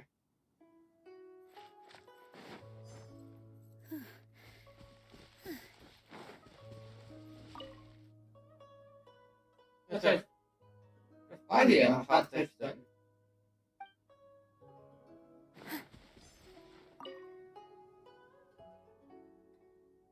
My freshly on Lee seems like someone was really recently trying to find anyone. Looks like we were too late. This has gotta be where the newcomers rendezvous with whoever they're working for. But all the evidence has been destroyed. Look at these ashes. Someone was burning documents not long before we arrived. Could there be anything left? Maybe the wind could have blown the fire out before everything was finished burning. The odds of that are very slim. It's practically impossible. I've checked. All the paper's been burned. There's only ash left now. Why don't we wait for the body at Blackcliff Forge? They've got to go back there sooner or later. We can't count on that. Clearly they were based here at one point, but it's mysteriously abandoned now. To me, that says that whoever's behind this has moved them somewhere else, to throw our investigation off course. Darn! Guess this is where our trail runs cold. Make no mistake, the purpose of our trip wasn't to find any solid evidence. We just need to figure out who's behind Jur-E. I smelled something peculiar the moment I came in. Those newcomers probably thought they'd be safe as long as they burned the letters. But what they failed to consider is that paper and ink from different regions produce different odors when they're burnt. Really? Paimon can't smell anything. Do you? There is a certain place with a freezing cold climate where there's nothing but ice as far as the eye can see. Some wealthy people there put floral fragrance in their ink as a way of injecting a little romance into their writing. When that fragrant ink is burned, this is the exact odor that it leaves behind. Exactly. The evidence will soon be blown away by the wind, so it's nothing we can arrest anyone with. But it's all I need. Now I know who we're dealing with. I can plan our next move. Lady Yelan! Oh, thank goodness I finally found you. I thought I'd never see you again. Who are you? Don't be alarmed. This is Upei. He's Wenyuan and Shanghua's colleague. I sent him to look into Jur-E's regular contacts. Since Jur-E likes fishing, Upei thought he might know some of the fishermen and sailors, so he took a boat out to sea to ask around. I left him a note at Yanshang Tea House telling him to look for me at Blackcliff Forge when he got back. If there'd been an ambush waiting for us there, it means we'd have had some backup. So, what did you find out at sea? Water! Forgive my incompetence. I'm afraid I've come up empty-handed. I asked all the fishermen multiple times, but none of them had any interactions with Jur-E before. Then the waves got so choppy I ended up falling overboard. Fortunately, someone managed to drag me out. When I got there, I heard that you'd gone to Blackcliff Forge and might need backup, so I went straight there as fast as I could. Didn't even stop to change my clothes. Well, Uncle Tien said that Jur-E once bought a recipe from one of the fishermen. Did you hear anything about that at all? What? That's news to me. No, that's not possible. It's absolutely not possible. Lady Yelan, I'm telling you, I spoke to every single fisherman out there, and none of them mentioned anything about a recipe. Interesting. Then I wonder how that even more wonderful fish soup came about. Runs! Fish soup? What fish soup? Nothing. Our priority right now is to find a way to get our hands on some solid evidence. Well, any suggestions? Not a bad idea. Upei, what do you think? Honestly, I've already tried following Jur-E, but the guy's too cautious. Never meets with anyone suspicious. Okay, so tailing's out. No, we'll still need to tail him. But first, we need to do some groundwork. Groundwork? When you've worked in intelligence for a long time, you'll understand that no one can stay on high alert forever. Especially when he thinks he's about to win. Tomorrow morning, I'll announce his victory at Yuehai Pavilion. Take a guess what you think he'll do next. Get drunk and party! You should Woo! get out Yeah! on time. You won't want to miss the show.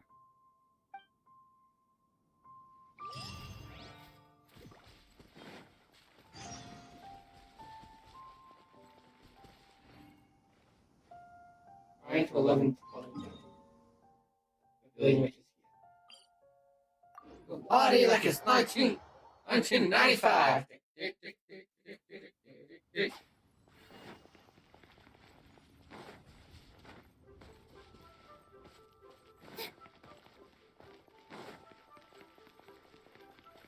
Burn him.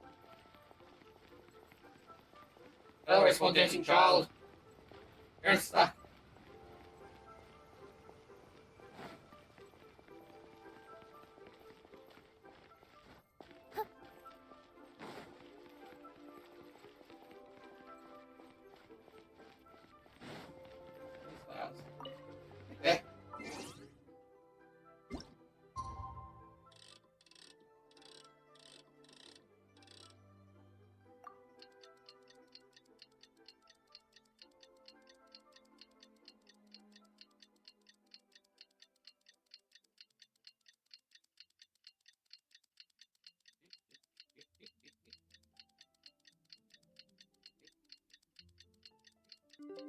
Hey. There they are. It looks like we're all here. Well then, time for me to announce the results of the assessment process. I won't drone on about the importance of the Tianshu role. Suffice to say that Uncle Tian entrusted me with the monumentally important task of assessing the candidates. And now, it falls to me to give him a satisfactory answer. All of us here know the score. Don't beat around the bush, just get on with it. Qianwei has many pioneering ideas, but some of his plans are lacking in detail, and he easily gets into testy exchanges with other people. Mingbo is reliable, but not quite ambitious enough, and because of his personality, he struggles to win people over. In contrast, Zhi is evenly balanced across the board, and enjoys an excellent reputation in Liyue. After much consideration, I have decided to recommend Zhi to the Liyue Qixing. What? Oh, congratulations. Thank you. Honestly, I'm a little surprised to hear my name being announced. In my estimation, all three of us are worthy candidates for the Tianshu position. As your competitor, I've become keenly aware of your great talents. Would either of you entertain the possibility of working with me in the future and taking on some of my workload? I'll have to see. I'm in a bad mood. This is the last thing I want to be thinking about right now. I don't mind, as long as I can help. Okay, well, that's all from me. Zhi, you'll have some preparation to do. It won't be long before you're informed of your official appointment. I hope you will work hard and make Uncle Tian proud. I will live up to the Tianshu name. On this, you have my word. I should go. I need to pack my things, and then I think a celebratory meal is in order. Would anyone like to join me? Count me out. I'm not in the mood for a celebration. Zhi seems pretty relaxed now. This would be a good time to follow him. Hey, Traveler, tell me something. What exactly does that guy have that I don't? If you can't answer that, I'm not accepting this result. Oh no, if we get stuck here, we won't be able to leave. Follow him. Yes, ma'am. Meow.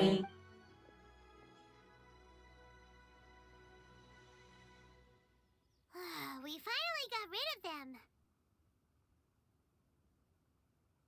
Lady Yelan, Zhi has gone towards Feiyun Slope. Follow him, quickly. Why'd you come back? Just follow him. Are you really sided with the Fatui? But Uncle Tian thinks so highly of him. Why would he do this? Difficult to say, but everything should become a lot clearer when we find him.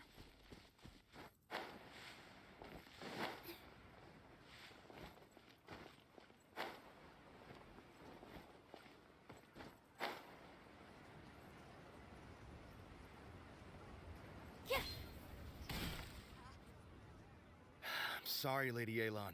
We lost him. He's too good at this. We weren't able to keep following him without being seen. How the heck did he manage to shake Yelan's subordinates? I guess Juri didn't let his guard down. Still as vigilant as ever. No, Upe says he's much more relaxed than usual. Maybe it's just how he's wired. Perceptive enough to sense when he's being watched. But how? Don't blame yourselves. Let's not forget he was trained by Uncle Tien himself. Evading detection is not an unusual skill for him to have. If I'd asked you to tail Uncle Tien, you'd have ended up at a dead end too. It's fine. So, where did you lose him? Shinue Kiosk. He only went in briefly. Upe and I were watching outside the whole time. A few moments later, a man dressed in a completely different outfit came out. Upe had a feeling that it was him, but we couldn't get close enough to check without blowing our cover. I figured that if we spooked him, it would undo what we've accomplished today so far. Another option would have been to arrest him there and then, but without any evidence, that would have been meaningless.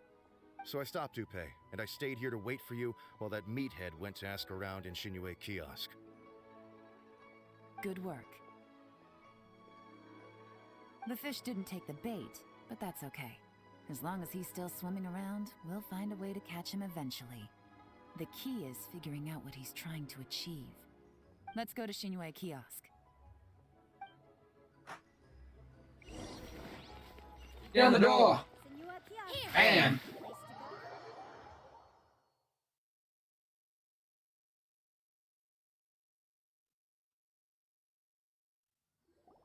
Could you explain to me how that works?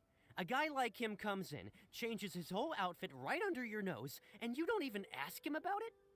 Our customers are free to dress however they please. What grounds would I have to question him? Okay, fair enough, but didn't you think it was just a little bit strange? Well, maybe I did, but it still doesn't give me the right to stop him. Enough. Let's tone this down a little. I'll make this quick. Just one question. What did he buy while he was here? Oh, he didn't buy anything. He just picked up a bottle of liquor that he ordered ages ago. A bottle of liquor? Yes, a very strong kind. Fiery, with a rich flavor. Not something the average customer would order.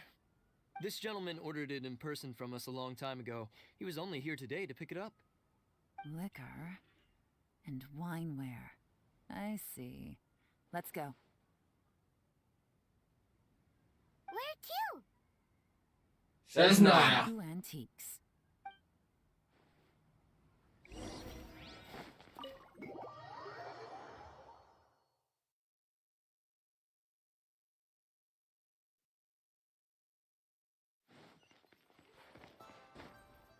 Oh.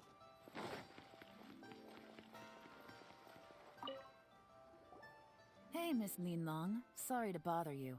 Jur-E ordered a wanware set from you not long ago, right? We're friends of his. He's been telling us how impressed he is with the quality, considering how affordable it was. So we just had to come and take a look for ourselves. Sure. Which model are you looking for? Oh, your voice is annoying. We don't really know a whole lot about wineware. Let's just go with Jur-E's choice. Would you be able to show us the one he bought? Jur-E picked up his set not long ago. As a quality imitation of an antique wineware set, it has the look and feel of a luxury item. Just so you're aware, we don't have many of this model left in stock, and now that Mr. Jur-E has taken one, I'm afraid it may encourage the price to go up a little. Don't worry, price shouldn't be an issue. I'm sure we can work something out. But I'm just a little hazy on one thing. Did Jur-E's wineware set include wine glasses, or...? For this set, the wine glasses are sold separately. Minimum purchase is 1 glass, maximum is 4. Mr. Jur-E bought 2. Okay. Thanks, Linlong. Seems there's a little more to buying wineware than I first thought. We'll have to mull it over. Well, don't take too long. We could sell out any day now. Alright, see you next time.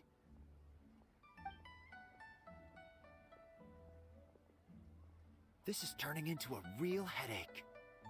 I'd just like to point out that we have the self-professed Grand Master of Fieldwork here to thank for being wholly incapable of tailing an ordinary civilian without being seen. It's not like you did any better. My specialty is information trading, okay? I don't have the physical agility. What's your excuse? Fair point. Damn. Elon, so has the plan failed? Oh, if we can't figure out where Jerry went, there's not much we can do. But why was he buying liquor at Shinue Kiosk anyway? To celebrate? If so, it's no ordinary celebration. What do you mean? First of all, Jur-E isn't much of a drinker. On some level, he hates alcohol because of what it did to his father.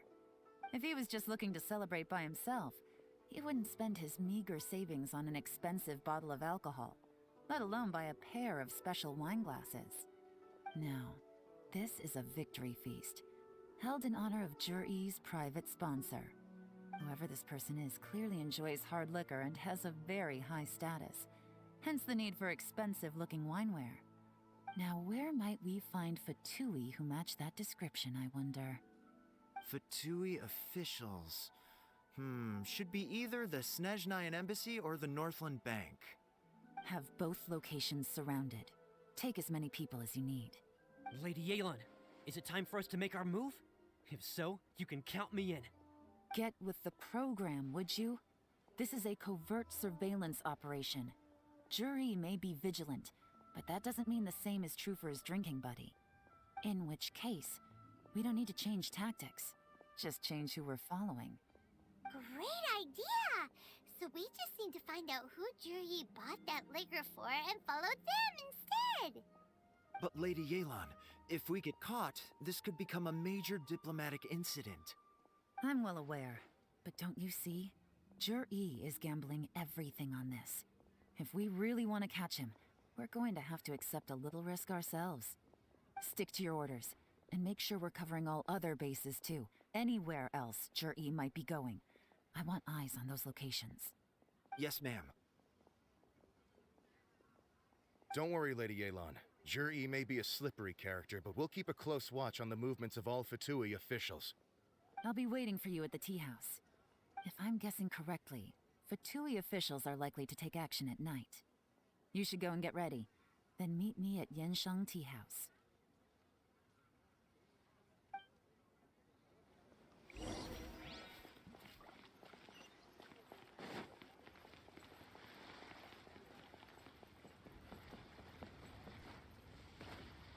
About to go down.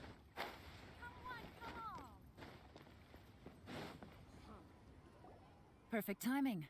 Wenyuan just sent word that the Fatui ambassador, Yusupov, just left the embassy alone. He's heading in the direction of Qingshu Pool. Qingshu Pool? That's the place Juri mentioned in his manifesto! It looks like that's where they've arranged to meet. Sensible choice, I'll give them that. Qingshu Pool is always crawling with monsters. Most people wouldn't dream of going there. It's one place they won't need to worry about being seen. Oh no, we gotta go get them! Let's go. If my hunch is correct, we just might hit the jackpot this time.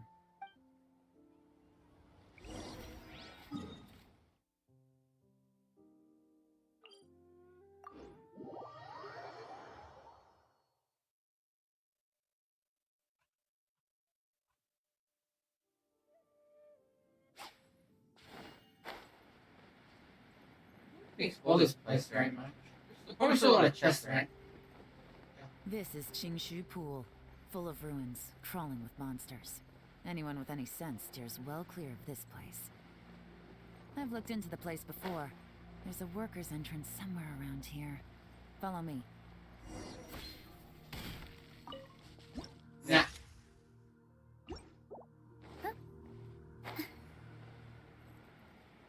We were at least explore part of the way.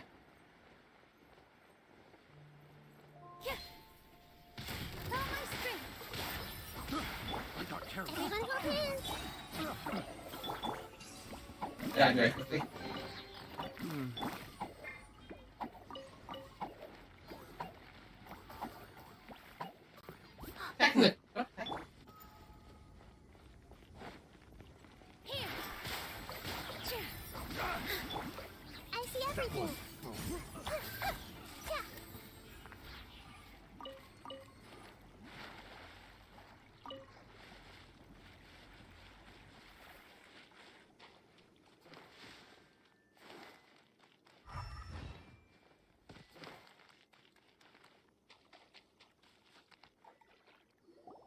There's been some work done on this place in the past, but it's a bit of a labyrinth inside. I can't guarantee we'll be safe once we're underground. The workers left an emergency access route. If we can find it, this will be a much easier journey. Still, be ready to fight at any moment. Any resistance needs to be taken out quickly and quietly. We don't want to attract too much attention. Don't worry, we're all professionals here. By the way, Yelan, where are your 3 little helpers at? They have other things to take care of first. We couldn't afford to wait for them, but they'll join us later.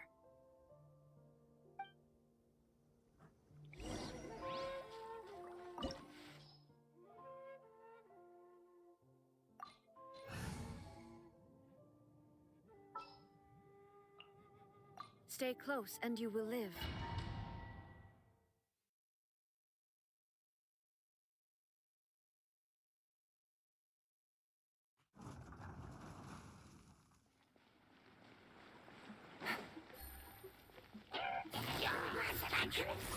Gotcha! Stay put!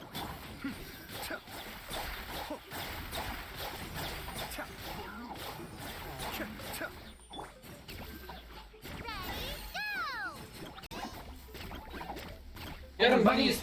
Murder! Shine down! Be still. As I expected, but this shouldn't be too much trouble.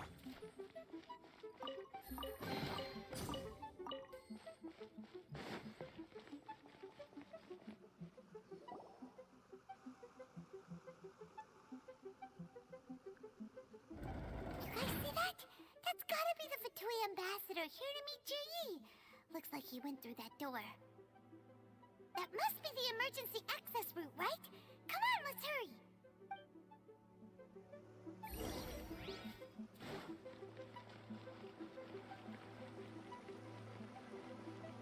Take it easy. This is the construction workers' emergency access route, but it's closed tight. Trying to break through would be risky. Let's see if we can find another way. Magical elevators can't solve.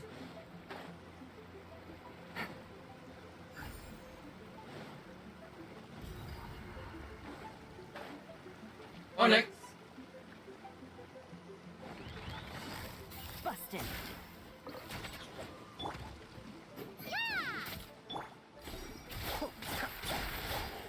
I completed this at my rotation. Don't be scared. Commit it to memory.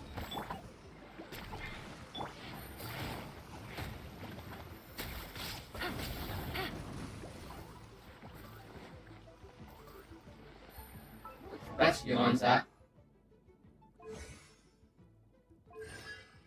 Let's cover Constellation 3.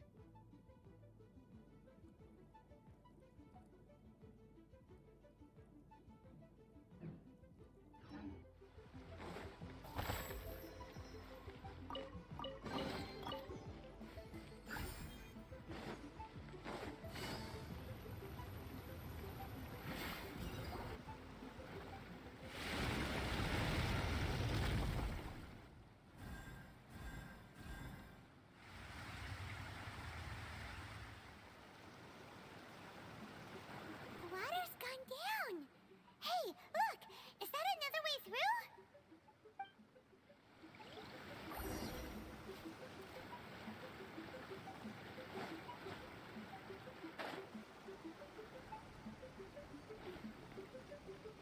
Take it easy.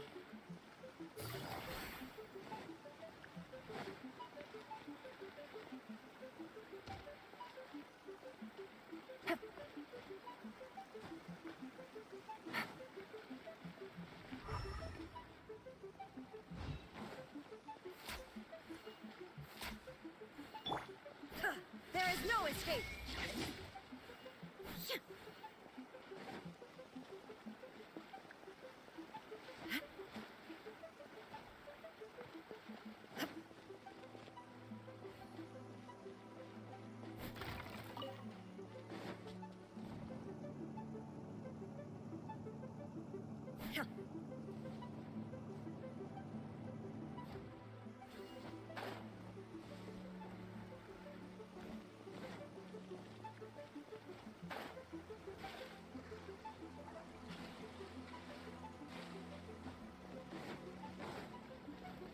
Really? Torn to oblivion.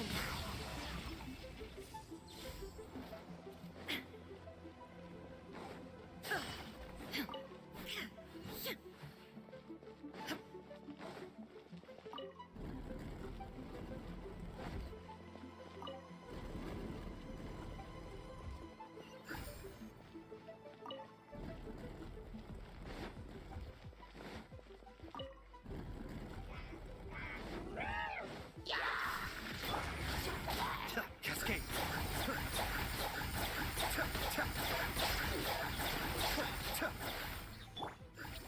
Uruguay, you're up.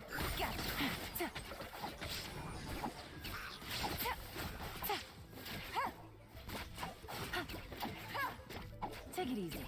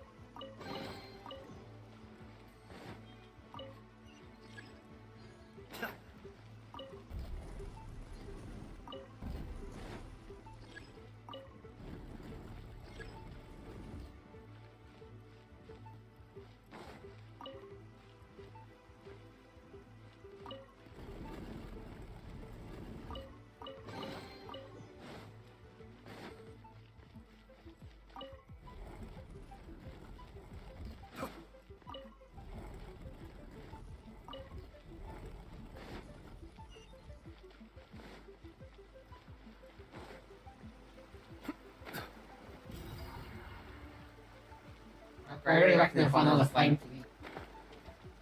Must have missed it.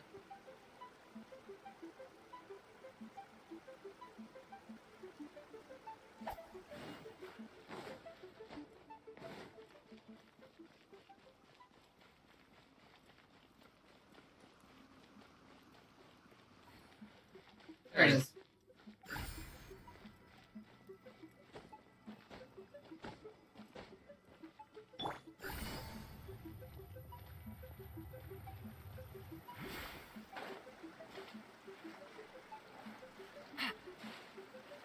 Damn it, Ayla.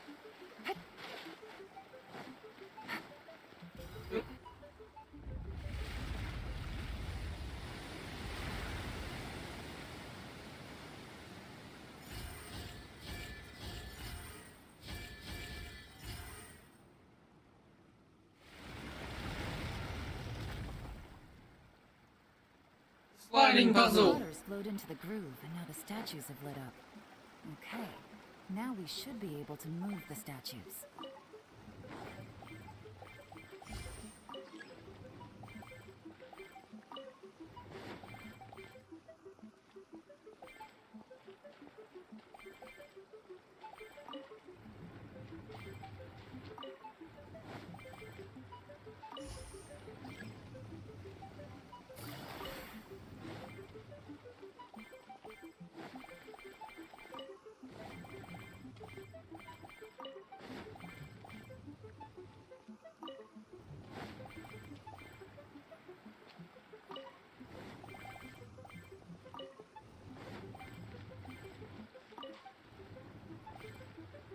The door is open. Let's go.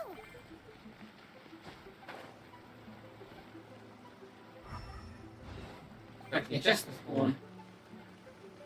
Ah!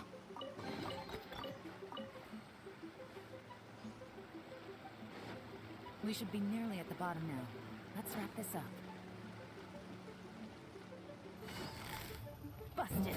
Game's up. Fun's over. Illusion shattered.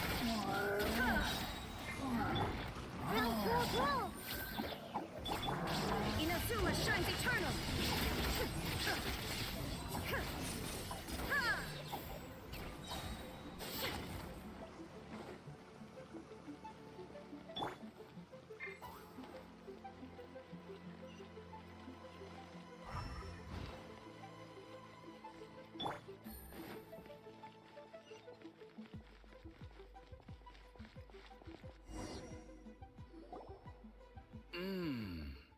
I can tell from the aroma that this is very fine liquor indeed.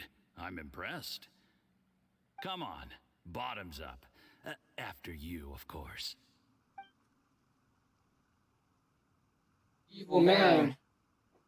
You just poison him.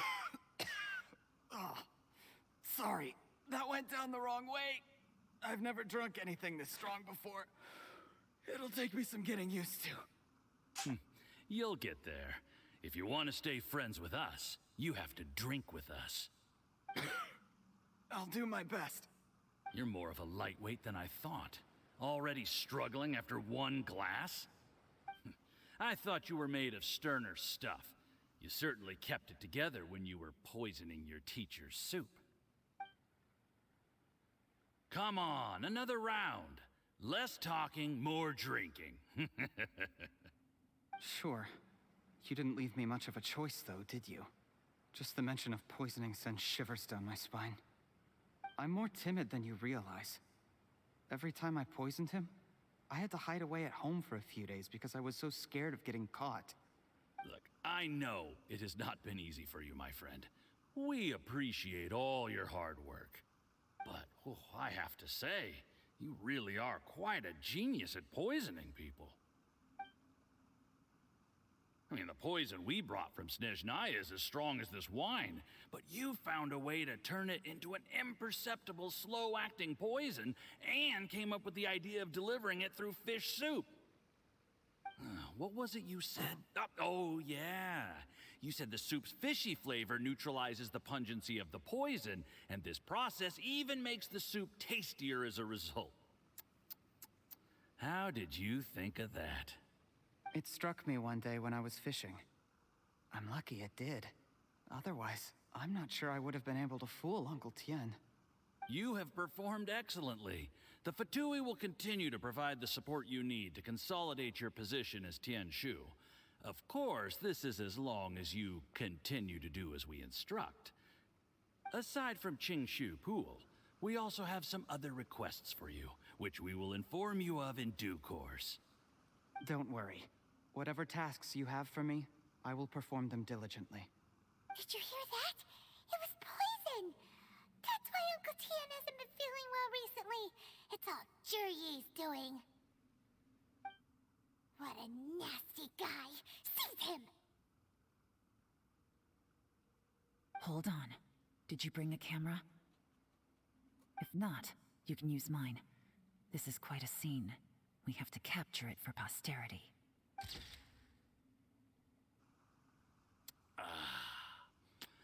Excellent liquor. We've, seen no progress on the diplomatic front, and everyone has been eyeing up the treasure of Qingshu Pool. It's been a real headache for me. But soon, everything will be taken care of, and I can report back on a successful mission. Thank you, Jurye. I remember when I first saw you. I knew right away that you would make a good partner for us. Hey, do you still remember what I said to you? How could I forget? Eat babies. You said a lowly commoner like me could never be seen as a serious candidate for the Tianshu, no matter how hard I work. The only way is for you to shine bright in the Tianshu's darkest moment. I think you were absolutely right. Yes. Under normal circumstances, the gap between you and other people could only ever grow wider over time. Just look at your two competitors. Qianwei had wealth. Mingbo had reputation. But you had nothing. You were just another nobody. And that's why I decided to help you. You know, there's an old saying in the Fatui. Give a starving dog a bone, and it'll guard your home for the rest of its life. Yes. I cannot thank you enough for your generous support. You know, the best thing about you is that you do as you're told without complaining. Hey, keep up the good work, and I can assure you, you'll never have to worry about Mora again. Heck, when you're not in the company of the Fatui, you'll be able to throw your weight around as much as you want. How about that? Uncle Gao said that Jur-E has low self-esteem. Seems he was right. He was worried that whatever advantage he might have now will diminish over time, so the Fatui persuaded him that he should act while he can. Do you have any film in the camera? Then get ready to use it. Tonight's grand finale should be coming up any minute now. How well this goes for us depends on how Jur-E plays his hand. Ooh, is there any more alcohol? Go on. Fill me up. I'm in a good mood today, and I'm gonna drink my fill. Make sure to get me home safely afterward. There's only a little left. Here, I'll fill your glass. If you like it, I can bring you some more next time. Poisoning him? Ooh, this is the good stuff. It is great. Huh? Poisoned him. What the? He's fucking insane. Jur-E, you poisoned my wine? But when? You seem surprised, Mr. Yusupov. How could you? How could I not?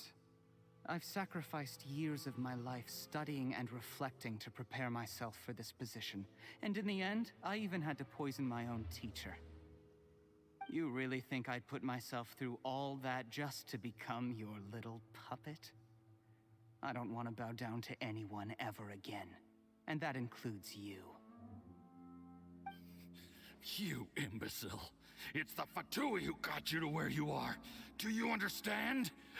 If I disappear with no explanation, the embassy will come after you.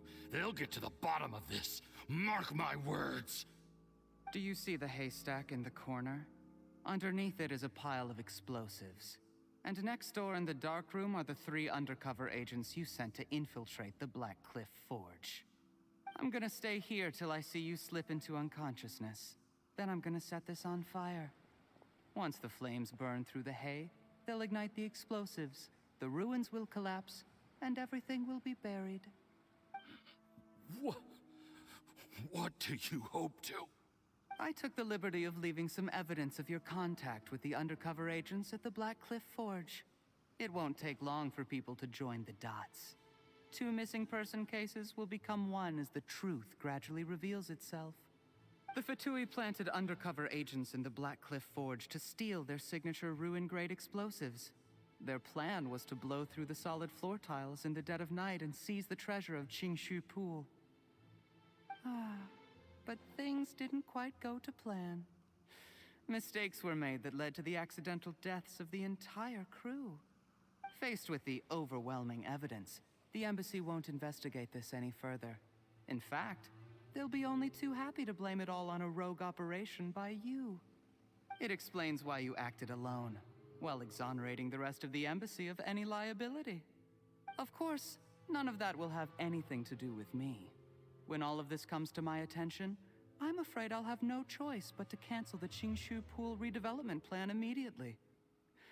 I guess then, I'll be Tianshu in my own right, with a clean record and well out of the Fatui's reach. Jur-E, do you really think you're gonna get away with this? The Fatui has a record of everything.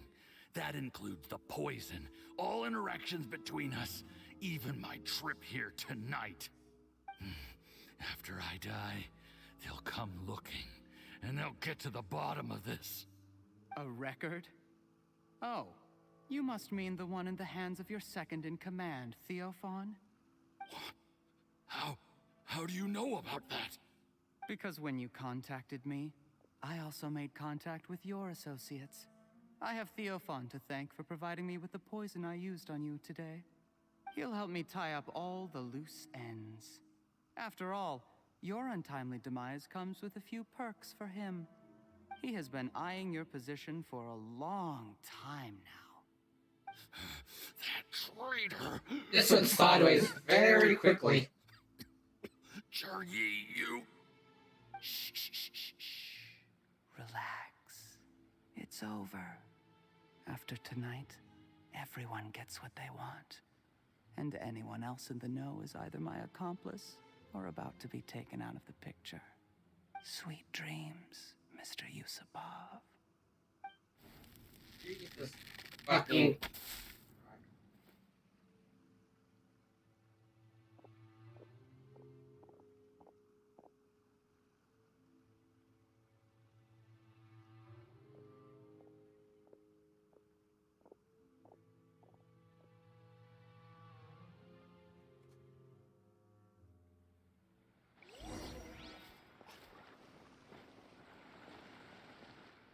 I did a little surveying on the way here and found that you'd left yourself 3 escape routes in case things went south.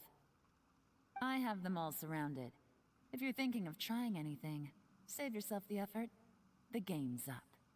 We were here the whole time and have pictures of everything. They came out pretty nicely. Want to see them? The game's up? Forgive me, I'm not quite sure what you're referring to, Miss Yelan. I happened to discover a Fatui operation here, so I approached them on the pretext of joining forces and eventually brought them down from within. If it pleases you, Miss Yelan, I'd be only too happy to have you join me in investigating this matter. This is how you want to play it, huh? Fine. You do you. All we need to do to convict you is establish that the poison in his system is the same as in Uncle Tien's. Nothing else you wanted to add? Let's leave it there then. Time to go. One wrong move and it all comes crashing down. I should have been more careful. You followed him here, didn't you? I was so focused on keeping myself out of sight, I forgot he was a potential liability. Let's talk about this, Yelan. I gave you my word that I would live up to the Tianshu name, and that much I can still guarantee. Your point being? When I take office, I can guarantee that I will act in your best interests. In fact, all of you here tonight can expect very generous treatment in the future. I don't deny that I used underhanded methods to get here. But given my lowly origins, what other choice did I have? You still don't get it, do you? Even now. What do you think?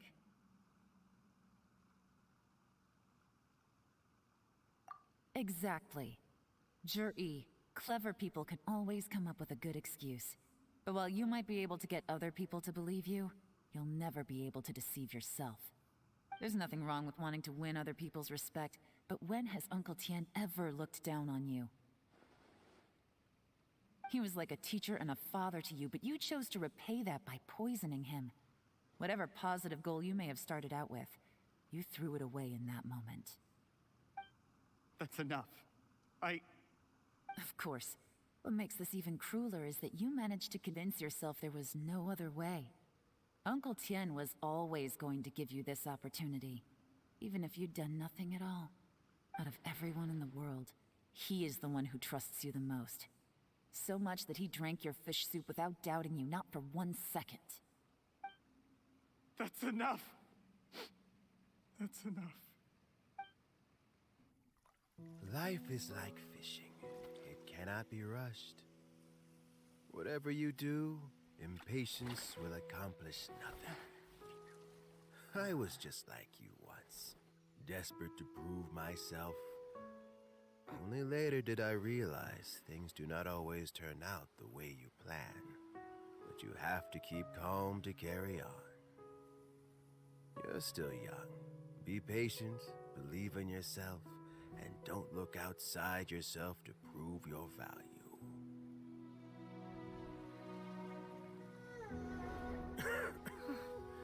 Where's Jury these days? It's been a long time since he last paid me a visit. Maybe he's just busy.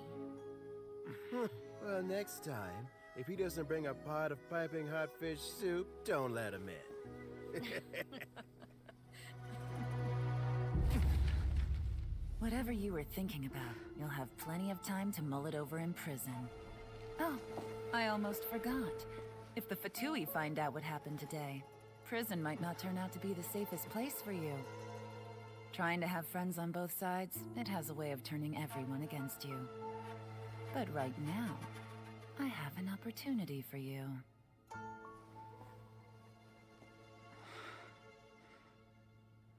Huh?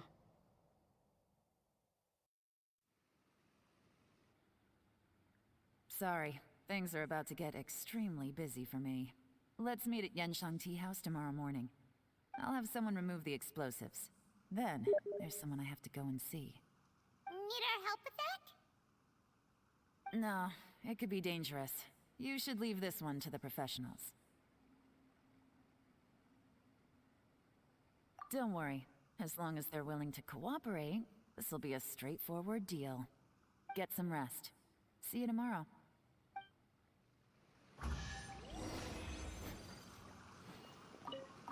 Free stuff.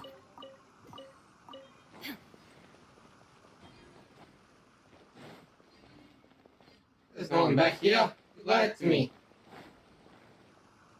Shine down!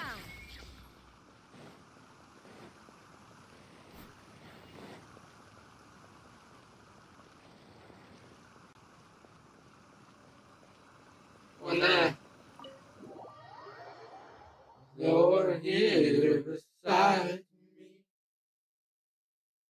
But you gotta have friends.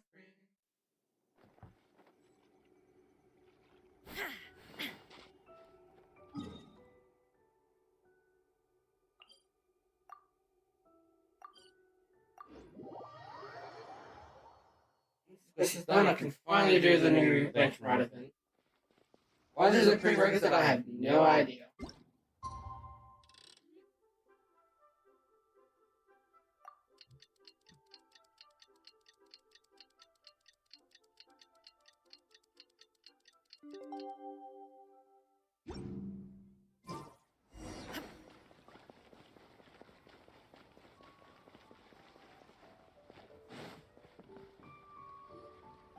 There is now no poison left in his system, but recovery from the damage already done will not happen overnight.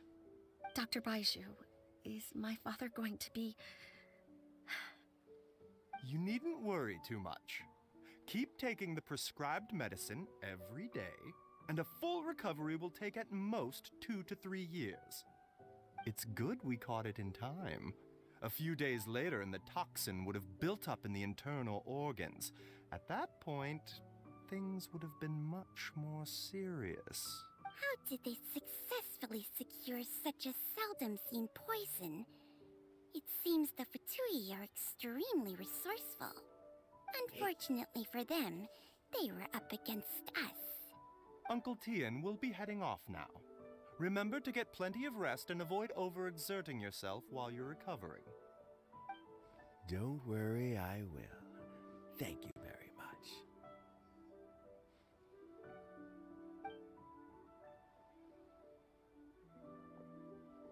Ah, you're here too? Thank you for all you've done to resolve this situation. And I'll have to make some tea in a moment. You simply have to try it. You're not poisoning my face. The exhaustion seems to have gone. My mind is steadily getting clear again. Luckily, it looks like choosing the Tianshu's successor is suddenly not such a pressing issue after all. Hey, Yelan! My work is mostly wrapped up, so I thought I'd take a minute to check in here. The assessment process comes to an end here, Uncle Tian. In my opinion, Zhi is not suitable for the position. But Qianwei and Mingbo both have potential. You have my gratitude. People can change their loyalties easily. I've always known this. But whenever it happens, it's still a dismal experience. Is it just Paimon, or is Uncle Tian not that surprised? Don't underestimate Uncle Tian. He wouldn't have appointed me as assessment officer if he hadn't had his doubts about Zhi. Normally, the Yue High Pavilion would be responsible for assessing the candidates. Isn't that right, Uncle Tian? Yes, to be quite honest, I wanted to trust him unreservedly. But I have to be responsible with the position of Tianshu. When I first met Juri, I wondered if he had approached me with a hidden agenda, so I secretly investigated him. I concluded that he had no ulterior motives whatsoever. He just saw me as an ordinary fishing friend. In the end, even he changed. But when did it start? I never had any plans to recommend him directly, but I always intended to give him the chance to compete on a level playing field. Family background and fame mean everything to many people, but I don't attach great importance to them. I had no reputation to speak of when I first became Tianshu. I relied on Ganyu's assistance for all manner of things. Ganyu stole everything. What I really admired about Juri was his intelligence and resilience. I have to admit, he's a smart guy, and very cautious. The intel suggests that the Fatui saw him as very low risk, but Jur-E was still extremely careful with the poisoning. He chose that specific liquor from Shinue Kiosk because the fiery flavor would mask the bitterness of the poison, and he chose to wait until the Fatui official was drunk and had his guard down before delivering it to him. He also installed a secret compartment in the wine pot he bought to hold the poison. As the amount of liquor went down, he'd shake the pot to release the poison from the compartment into the liquor. Afterwards, we also found he had an antidote on him. Had the Fatui official grown suspicious, Jur-E would have drunk the poisoned wine himself, and then found an opportunity to take the antidote shortly afterwards. But that's still really dangerous. Yes, had he drunk the poisonous wine, he still would have faced serious health consequences despite taking the antidote. He didn't hesitate to put himself in harm's way to achieve his goal. How is Juri now? Well, I mean, he is sitting in a jail cell. Like Yanfei says, everyone who breaks the law has to pay the price. Still, he's cooperating. He didn't turn down my offer to strike a deal. I'll make sure there are plenty of guards around to keep him safe from anything the Fatui might be planning. A deal? Does this have to do with what you said to him when you arrested him? Yes, Jur-E's not the one I'm interested in. If he was as far as this went, I'd have handed the case off to my subordinates as soon as I realized. But once the Fatui became involved, things got a whole lot more interesting. I thought I might have the chance to catch a big fish. Well, did you? Almost. Unfortunately, it slipped off the hook at the last second. Uncle Tian? Yeon? What are you talking about? Paimon doesn't understand. Jur-E colluded with the Fatui to try and secure the position of Tianshu. Or, to put it the other way around, the Fatui made an attempt to interfere in the Tianshu selection process. With Yusupov in our hands and a statement from Jur-E, we could afford to continue with a diplomatic offensive. Also, we'd be able to gain control of Theophan, Yusupov's second-in-command. Then we'd have a pawn in the ranks of the Fatui. Pawns like this can be major assets. They open up all sorts of new options.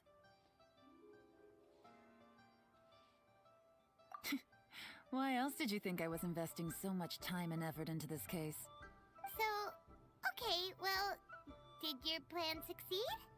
We got halfway. The first part went off without a hitch, and we passed all the information on to Lady Ningguang. But when we tried to make contact with Theophan, he was gone, along with all the evidence. The Fatui must be spying on us. Otherwise, they'd never been able to respond so quickly. I found out from other sources that the Harbinger, Regrator, got involved. The Fatui's main forces aren't concentrated here. Regrator was only treating this as a peripheral concern.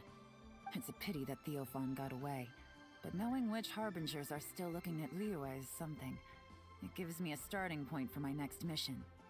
I have to ask, Yelan, do you have any desire to take over the position of Tianshu yourself? I remember you showed some interest a few days ago at Yenshang Tea House. In my estimation, Standing at Yenshang Tea House. Oh, that. I was obviously joking. I prefer my current life. There's danger and there's excitement. Although it'd still be a behind-the-scenes role, as Tianshu, I wouldn't have the chance to get involved in anything truly clandestine or face any real danger. All right, I'm done here. Time for me to go. I'm heading off again in a few days, and I still have to prepare. Where are you off to this time?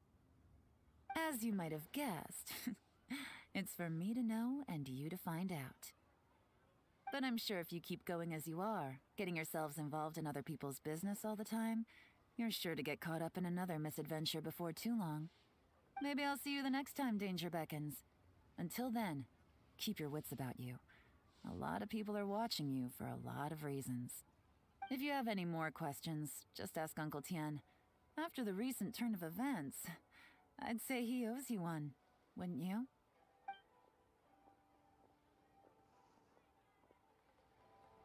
Time flies so fast. Before you know it, Lanterite's almost here again.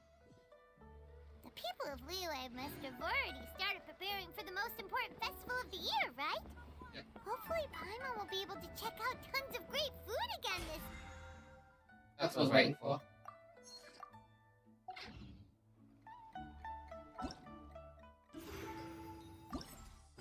You're the Lanterite.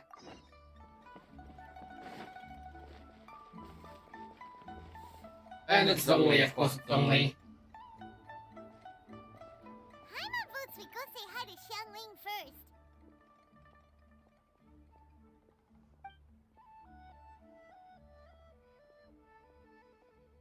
Huh? Xiangling?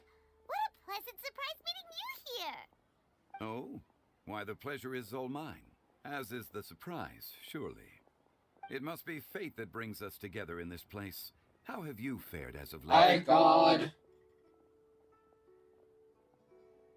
I sense you are older and wiser than the last time we met. It seems your travels continue to yield valuable insights.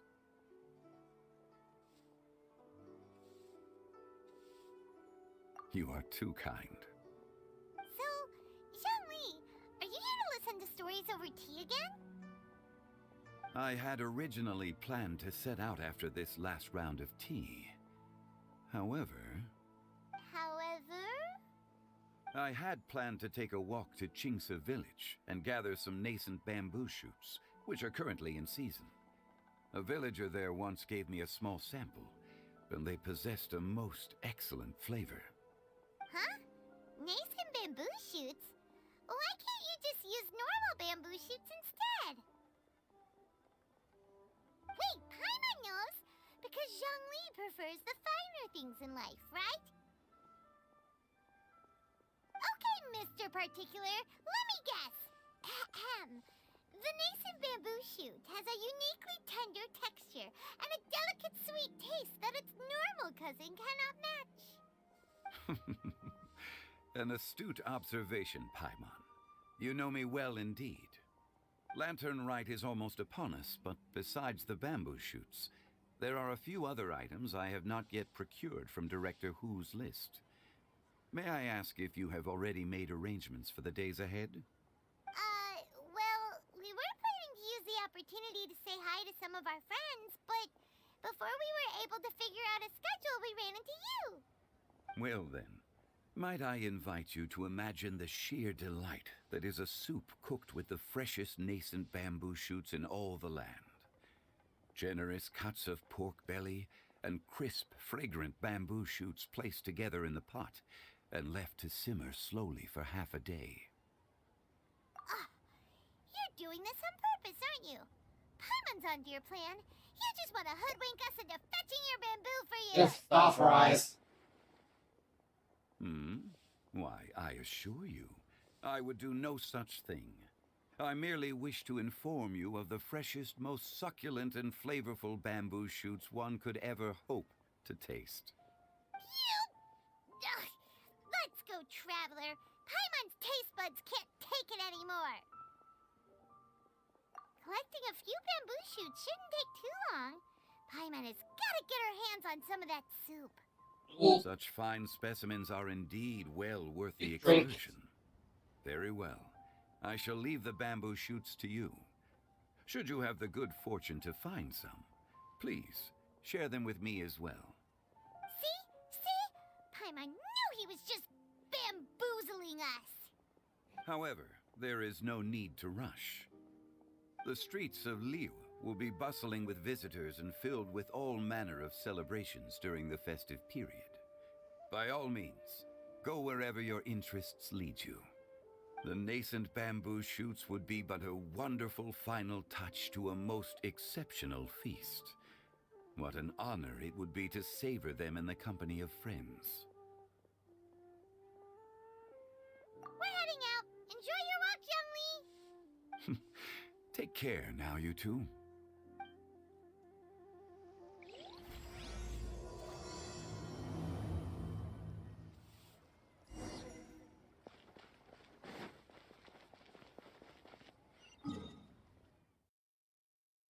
You old man.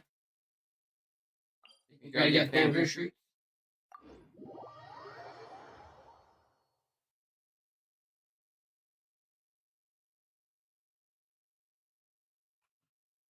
Bamboo shoot. Ah, pig! Bamboo shoot.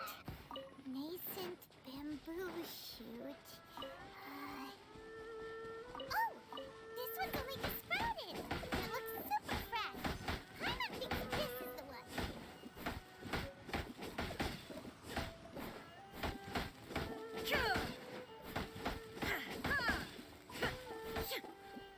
They should be enough. Let's head back. Help! Help! Did you hear that? Someone's calling for help. It's coming from over there. Oh yeah.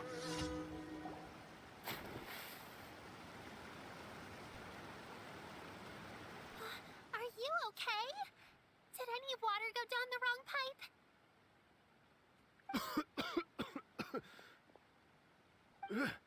I think I'm okay. Wait, musician? Thank you so much. That was scary. Well, at least you're all right. All thanks to your savior here. Oh, a little girl? Greetings, everyone. My name is Yao Yao. It's a pleasure to make your acquaintance. Whoa, she's so well-mannered. My name's Paimon, and this is the Traveler.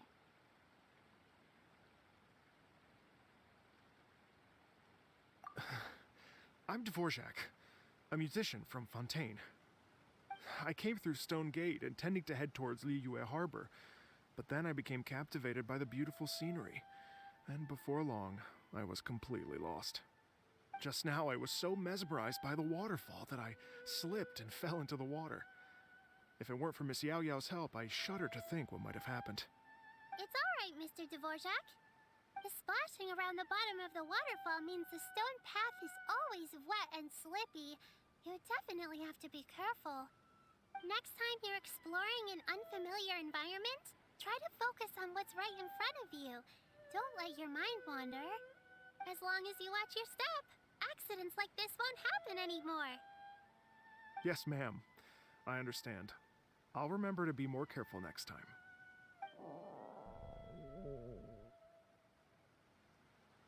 Oh, are you hungry, sir? Got a radish. Oh, I'll be fine. Please, sir, it's quite all right. I was born and raised here in Liyue. It's only natural for me to extend my hospitality to any guests who are passing through. I expect you still have quite a long journey ahead of you. It's very important to keep your energy levels up. I still have some lotus flower crisps left in my backpack. Why don't we split them between the four of us?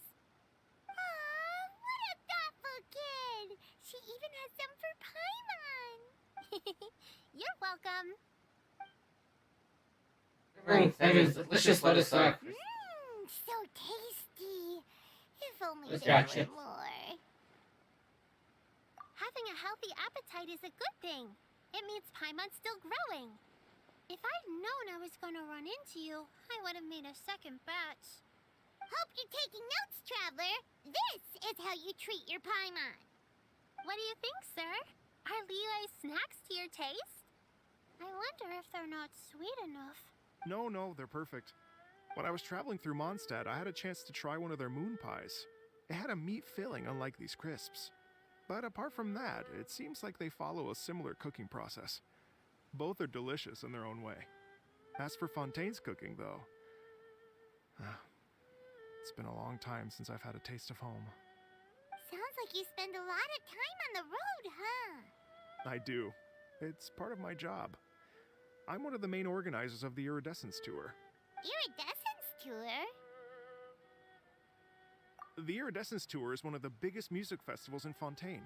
We're looking to expand, though. Our aim is to hold a festival in every nation. At least, all the main organizers share this goal. Unfortunately, it's a long story, so I'll spare you the details. But anyway, so the main reason I'm traveling all around Tavad is to promote our music festivals. But I have some personal reasons, too. Well, what are they? Just tell us already. Yes, my personal reasons. Tell us your personal reasons. Well, to explain it in full, I'd have to start with a story from my ancestors. I don't want to take up too much of your time. Oh, I love listening to stories. We want to hear it too. Okay, then I'll start from the beginning. The story goes that my ancestor, who was also a traveler, once slipped and fell into a lake during his travels. As he was sinking and gasping for breath, he heard a wondrous tune in the air. They say it was the most beautiful, moving melody he had ever heard. Even in that life and death moment, the ethereal music seized his full attention and almost made him forget the fact that he was drowning. When he finally came to, he found that he had already been brought ashore. Not too far from him stood an unfamiliar woman with an almost divine aura. Once she saw that he was no longer in danger, she left without a word. My ancestor tried to run after her to give his thanks, but although a mere dozen paces separated them, no matter how quickly he gave chase, he drew no closer and remained a dozen paces behind. In the end, all he could do was to bow in thanks to the woman as he watched her walk away towards the rivers and mountains in the distance, before at last he turned around and made his way home. Once he returned to Fontaine, he began to learn an instrument so that he could spread his story far and wide. Not just out of Fontaine. After generations of retelling, embellishing, From and Borderlands. dramatizing, people have come to think of that lady as something like a fairy. The story's become something of a local legend in Fontaine. It's called The Lady Overlooking the Lake. People now say that if you go down to the lakeside and play an instrument, so long as you play a pleasing melody, you will hear a fairy lady who is hiding out of sight, playing along with you. Wow! Exactly. It may just be a legend to others, but for me, it's a real part of my family history. I wanted to find out the truth of this tale, so I decided to retrace my ancestors' steps and search for that lady's modern-day descendants. Of course, there's no way of knowing where my ancestor fell into the lake all those years ago, so I always knew that the search would be akin to looking for a needle in a haystack. I've spent many years on the road now, and I'm nowhere near as fit as I was in my youth. The wish that I've spent half my life chasing after has now become something of an obsession. I haven't lived half of my life yet, but still, I understand how you must feel. Hyman too! It's like... imagine if you saved the center of a lotus flower crisp, which is the best part, by the way, because you wanted to eat it another day, but then suddenly, sploosh! It falls into the water, never to be seen again! Rather sticky as shit, Paimon. Remember that for the rest of her life. There's no need to feel sorry for me. I've made some progress over the years. For example, I've concluded that the story must have taken place in Liyue. Oh, so you finally found a lead? Yes, in fact, that's an intriguing story in and of itself. I'd always known that Mondstadt is the city of song and freedom, but more recently, I heard that the Animal Archon returned to Mondstadt for a festival in the fall, and learned that he himself is a patron deity of music. So I prayed for the Animal Archon's guidance in the Mondstadt Cathedral, and as soon as I set foot back outside the front gate, I noticed a cluster of leaves being blown in the wind further and further west, towards Stone Gate. A friendly local told me that this meant the wind was guiding me in the direction of Liyue. So I followed their advice and made my way here. Right? You get it. I knew I'd find someone that agrees with me eventually. Are you sure? It sounds a bit too much like one of those fake legends told by those treasure hoarder guys to scam gullible grannies from Jingsa Village. Rex Lapis has returned to the world. Just give me some incense and a little mora towards the travel fees, and I will pass your gift on to the Lord of Geo and ask him to keep you and your family safe and well. And so on and so on. Don't worry, Yao-Yao. We have a lot of experience with deciphering omens and stuff. And anyway, you only got scammed if you handed over Mora, right? Actually, to express my gratitude, I did spend rather a lot of mora on several bottles of fine wine, which I left at the statues of the Seven along the way. Oh dear.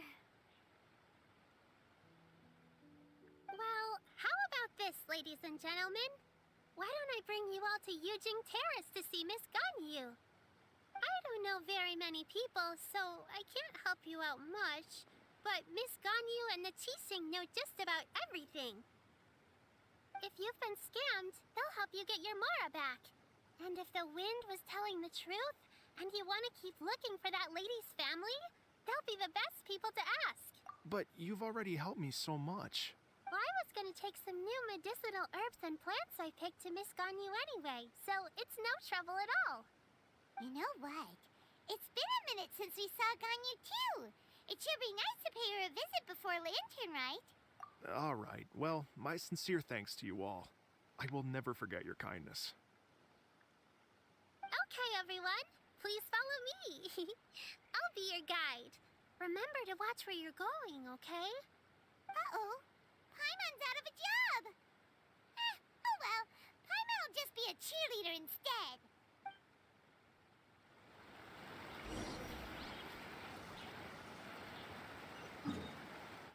But I'm using her as a character. It's very fitting.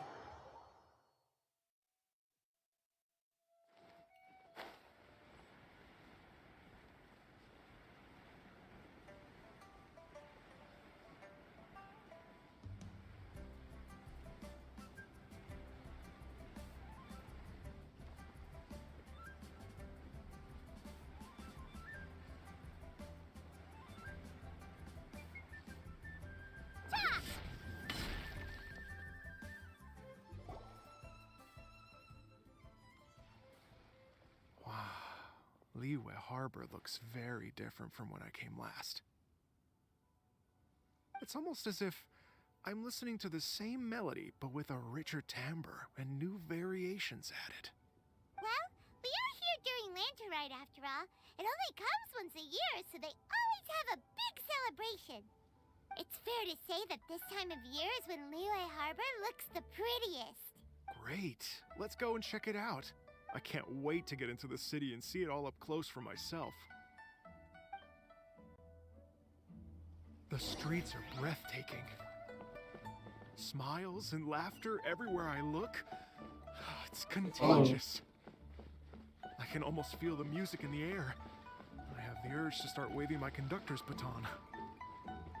I'm glad that you're enjoying the city.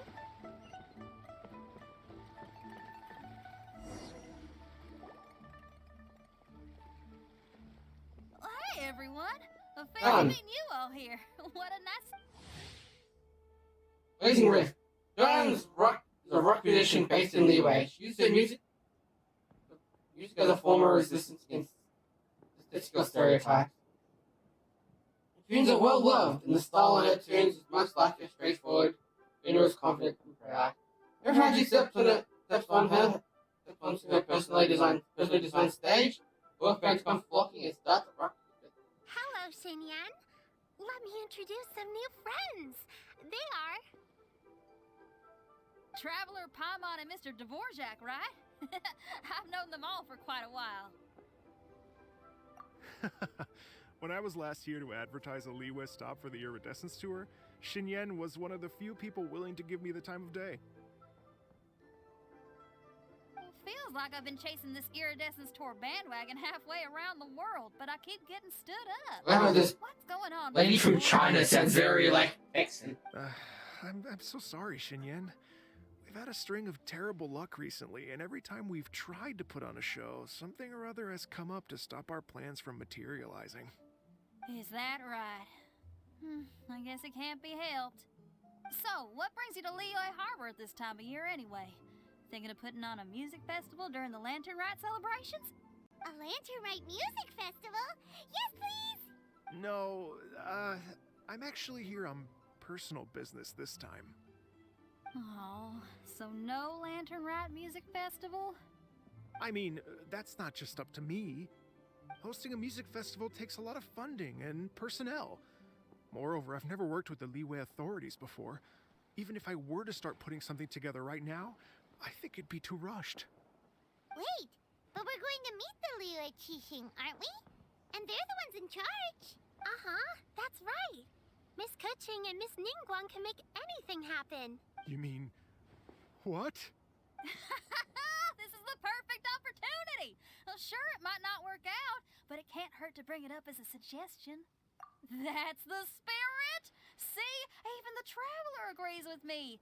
Mr. Dvorak, don't let yourself be put off by the fact that a few things haven't worked out recently. As for the performers, I can put you in touch with some local artists. My friend Yunjin is a well-known opera singer in Liyue.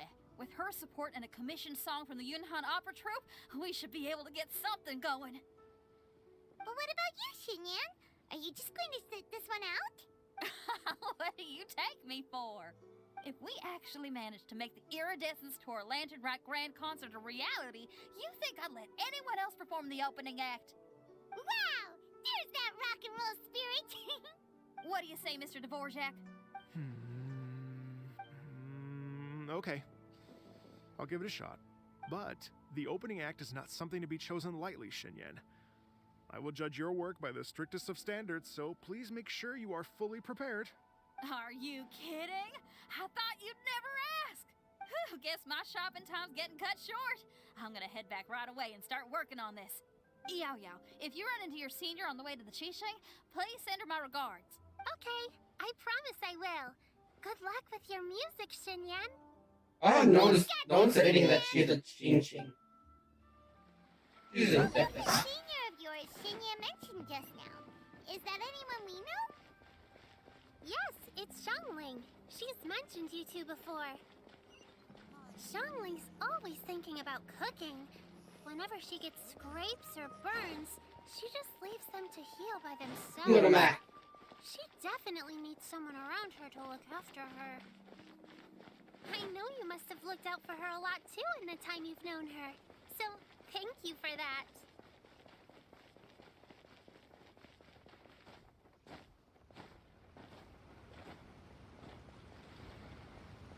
What outfit? My normal clothes.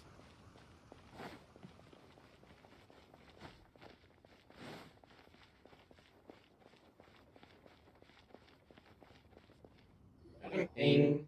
Madam. Oh, it's Master! Is it okay if I go and say hi to her? Oh, calm down now, dear. I'm not about to run off anywhere. I'm not a bundle of energy like you. I haven't seen you in days, Master! I've missed you. Oh, bless you, Yao Yao. You do say the sweetest things. Ah, look who it is. Visiting friends during the Lantern Rite, are we? You're half right, Madam Ping. We were also trying to help out Mr. Dvorak over here. We were on our way to take him to see the Qixing. Hello, ma'am. I am a musician from Fontaine and an organizer of the Iridescence Tour. I don't suppose you've heard of it. Master! Master! The Iridescence Tour is a super famous music festival! Oh, an old lady like me wouldn't know much about that sort of thing.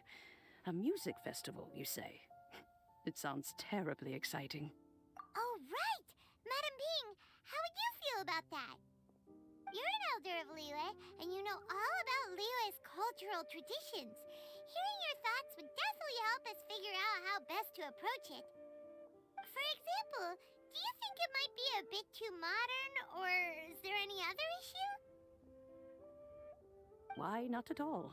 Music pays homage to history and culture, and it can also be a bridge between different civilizations. Times change, and the music enjoyed by the youngsters of today is no doubt very different from the tunes I was accustomed to in my youth. Nevertheless, all fine things in life can be appreciated. And so, I look forward to it immensely. Hear, hear.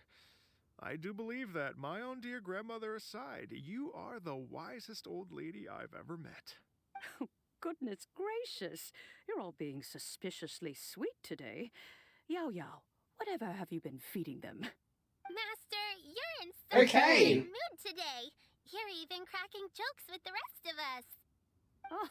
Oh, well, I'm sure you must have plenty to be getting on with, yes? Run along now. Don't let me hold you up. Thanks, Madam Ping. We'll see you again soon.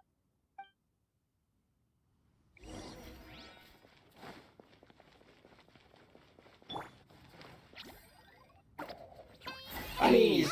Bunnies for everyone!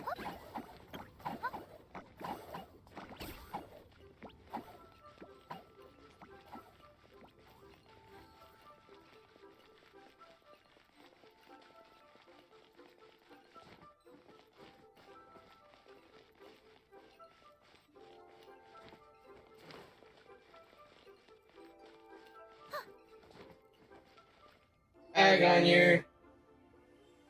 Up and down When stay. you meet with the Ministry of Civil Affairs, please remind them that the festivities are not an excuse to procrastinate their work. Understood, Miss Ganyu. I'll take my leave now. Ganyu! What brings you here, Yao Yao? I've brought all the medicine you asked me to pick for you. Oh, and here's a pack of sweet flower seeds as well. Also, these dried chingshin leaves make a great pot of tea that's very good for you. I know you've had a lot to deal with at work recently, but you shouldn't push yourself too hard. If you're not careful, you'll end up falling asleep in the grass again. Well, this is weird. It's like a responsible younger sister talking to their disorganized older sister.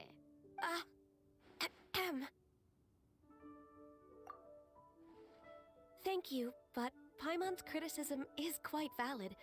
I do have a tendency to neglect matters outside of work, and that's something I should improve on. Oh, my apologies. I don't believe we've been introduced. Ah, Paimon will do the honors. That's a terrible human being.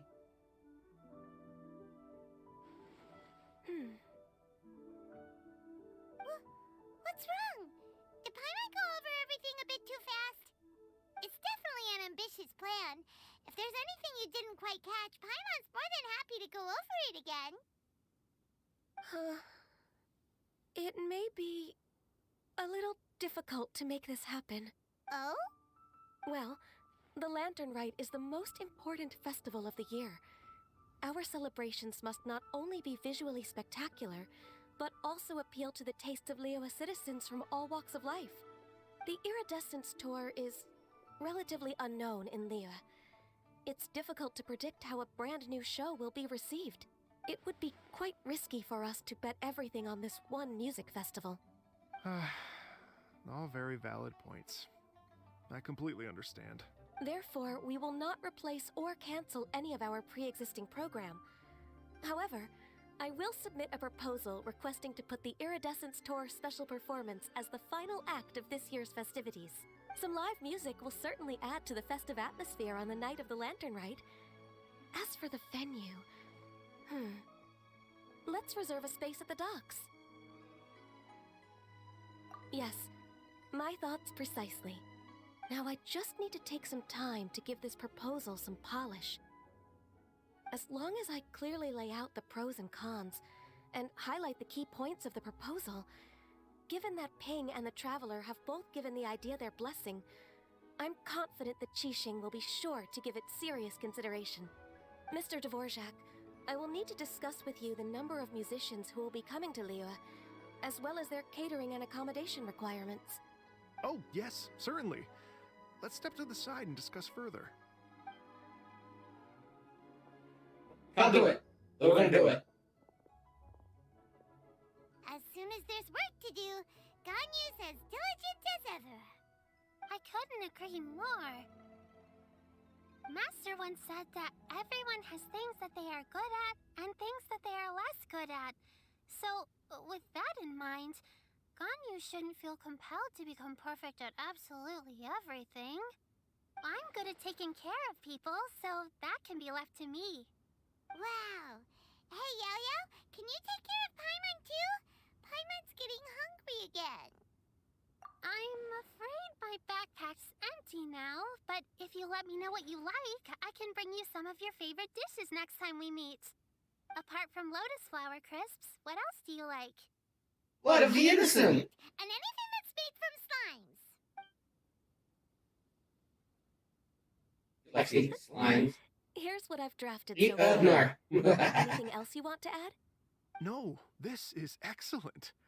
I'm racking my brains, but I don't think you've missed a single thing. Perfect. Then we'll leave it as is. I'll go make an official copy. Oh, perfect timing. We were just wrapping up our discussion here. Not at all. Every second counts for a complex proposal such as this. I will inform the Qixing of this development immediately. Please give me a moment to pass on the message. Yao Yao, thank you for bringing my herbs. I will make sure to take them. Remember to make tea from them first, Ganyu. You mustn't just chew them raw. I will. Is it dirt? You will eat them raw. You eat it tin I can. should be getting back. If Yao-Yao stays out for too long, Mom and Dad will be worried sick. Everyone, I'm sure that the music festival will go off without a hitch, so don't worry.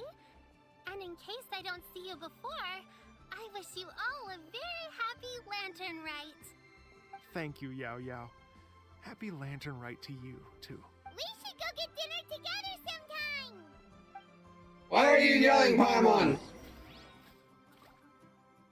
They put him away for 2 hours. Wait, it's literally not letting me move.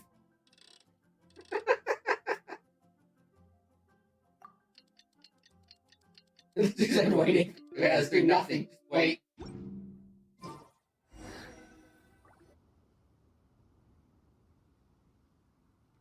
Greetings, traveler, Paimon, and Mr. Dvorak.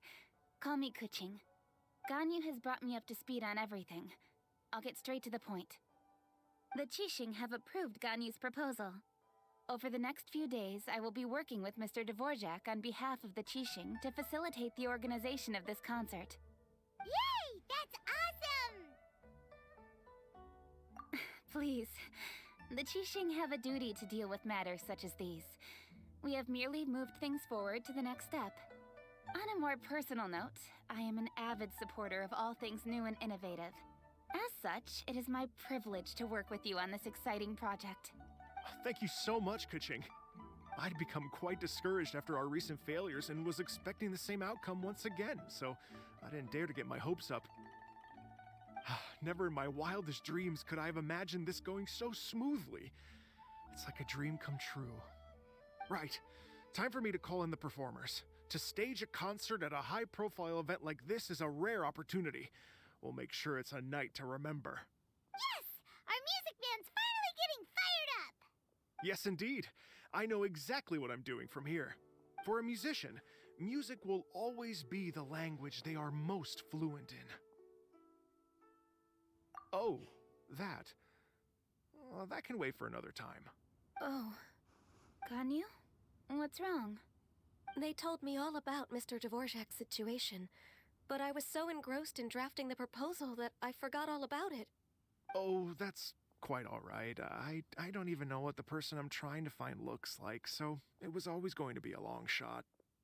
Don't worry about me, Ganyu. Your time and energy are needed elsewhere. I'm sure you already have plenty to deal with between this concert and everything else going on during the Lantern Rite. Thanks. It was just that I had a few initial thoughts when I heard your story. For instance, I wonder if this lady your ancestor met might have been an adeptus. What do you think? To tell you the truth, Mr. Dvorak, I am somewhat related to the Adepti myself. I am part human and part Qilin. The Qilin is an illuminated beast. I know how important your quest to get in touch with your roots must be to you, because I've been there myself before, trying to find out where I belonged. Did you say the Adepti? And you're illuminated beast? Part Qilin? Are you telling me all the rumors of the Liyue Adepti are real? So it's not just artistic license? Bet they're real. Trying to track them down is tough, though. Like Julian Karst itself. There's nothing specifically stopping you from going there, but getting in and out of there is quite an ordeal. Yes.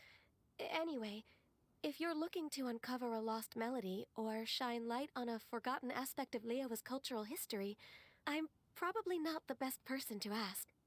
But if it's a person you're looking for, then I just might be able to help. I see. I think I understand the situation now.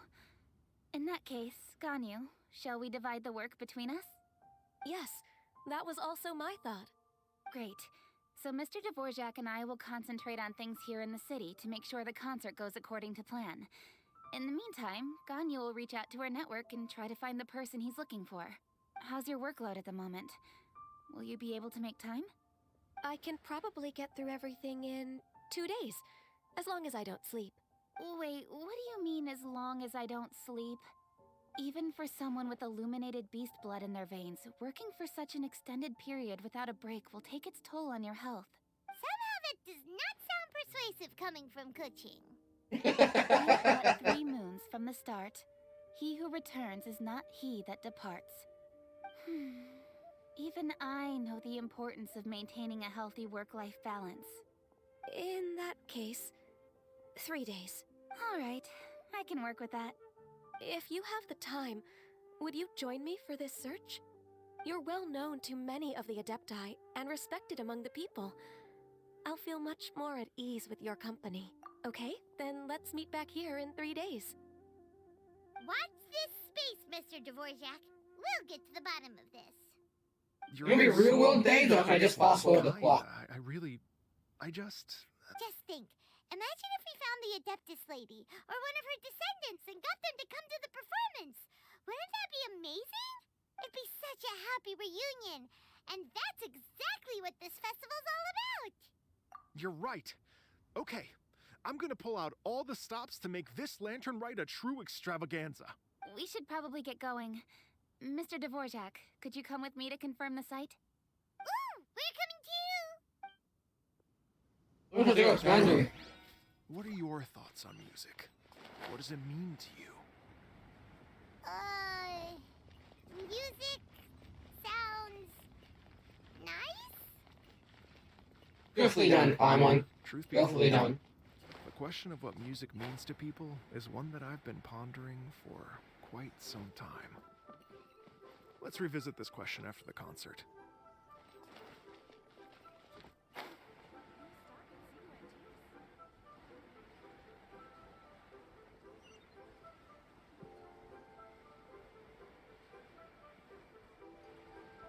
I'm gonna quiet. Strike!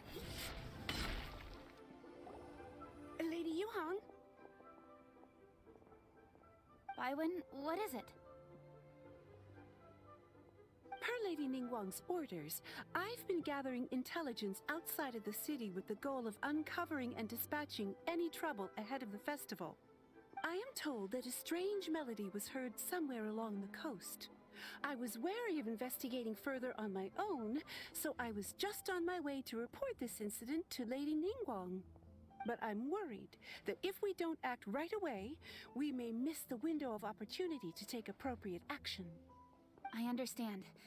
In that case, Yeah, Kuching, you're busy enough as it is. There's a ton of different things in the city that needs your attention. Leave it to us. Don't worry. Whatever it is, we'll definitely be able to handle it. Well, she will handle it.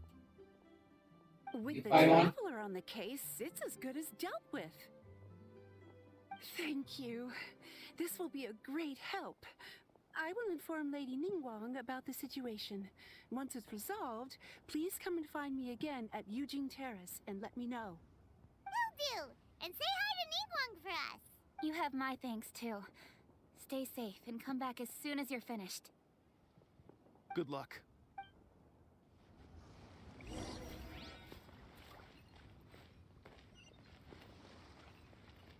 All the way over there.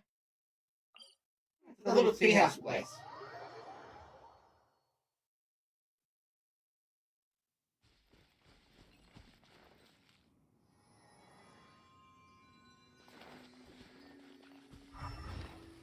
Like a treasure buried around here somewhere that I have to dig up at some point.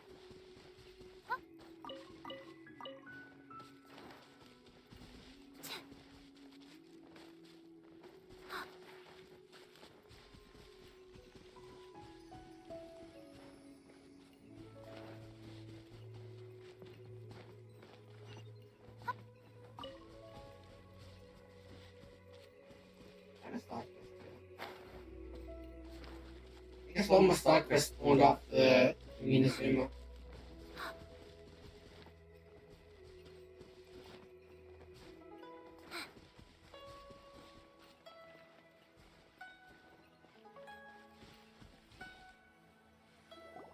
Byron said the strange tomb is coming from around here, right? But Paimon doesn't hear anything. There doesn't seem to be a soul in... I was just wondering who in their right mind would Jesus! come to a place like this. Oh, there's Elon. So, it's you two. Yep, it's me. How'd you sneak up on us like that? You nearly... You look pretty alive to me. Can't have spooked you that bad. Fair enough. Ah, you're here for that too? Saves me a bit of explaining. Come with me. I've already reconned the perimeter, so we should be safe.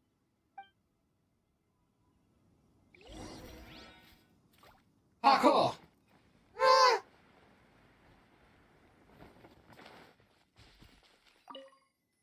The doors and the windows are all fine, so there definitely wasn't a break-in.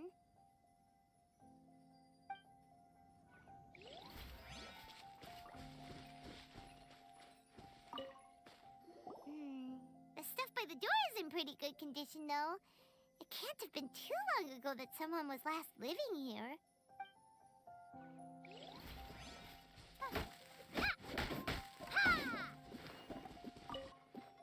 This place is completely empty. There's nothing valuable left here at all.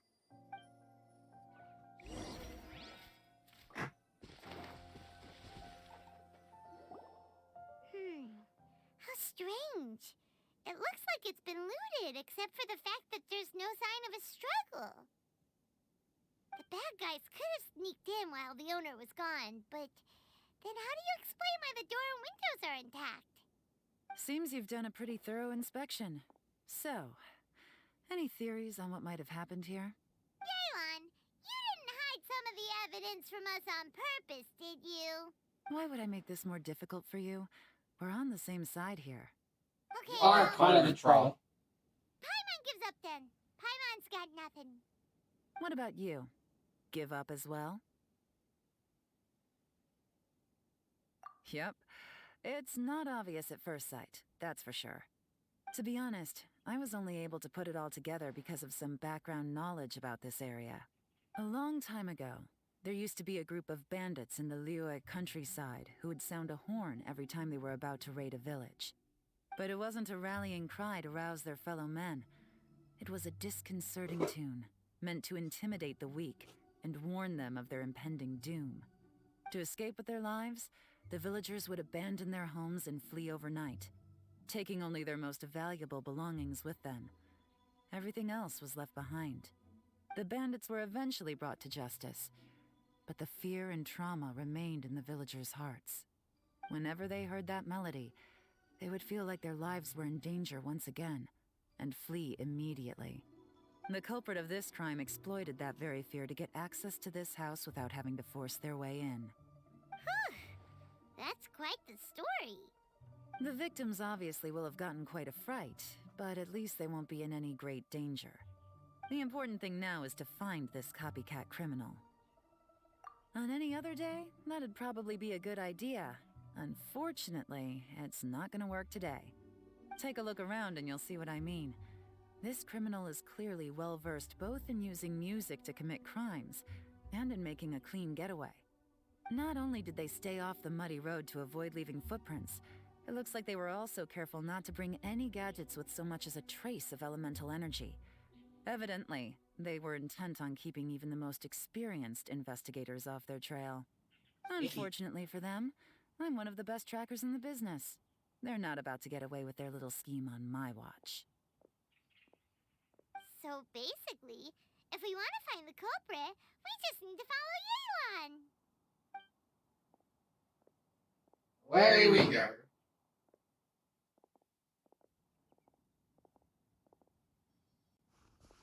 Mm-hmm. As long as you can keep up. Since the culprit's trying to be cautious and low risk, I'll bet they left through an area with some vegetation for cover, but not so much. Let's have a slime. Down.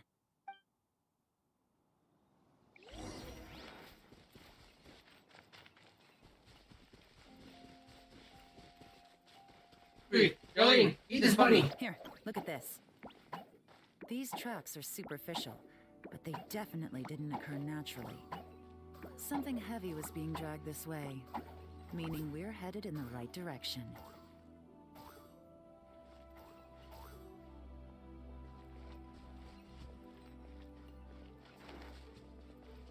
When you probably went over the rock. Huh.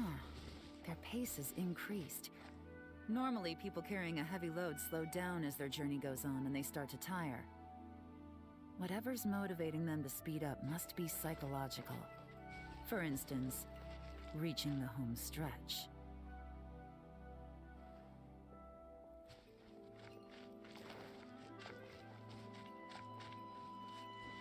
Not that fair, your legs are longer than mine.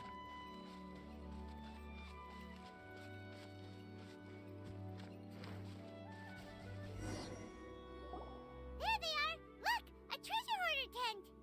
Ugh, not the treasure hoarders again!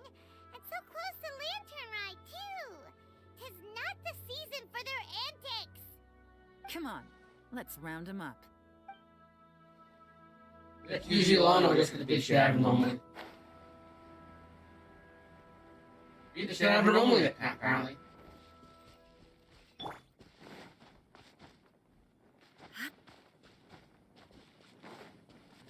And not here.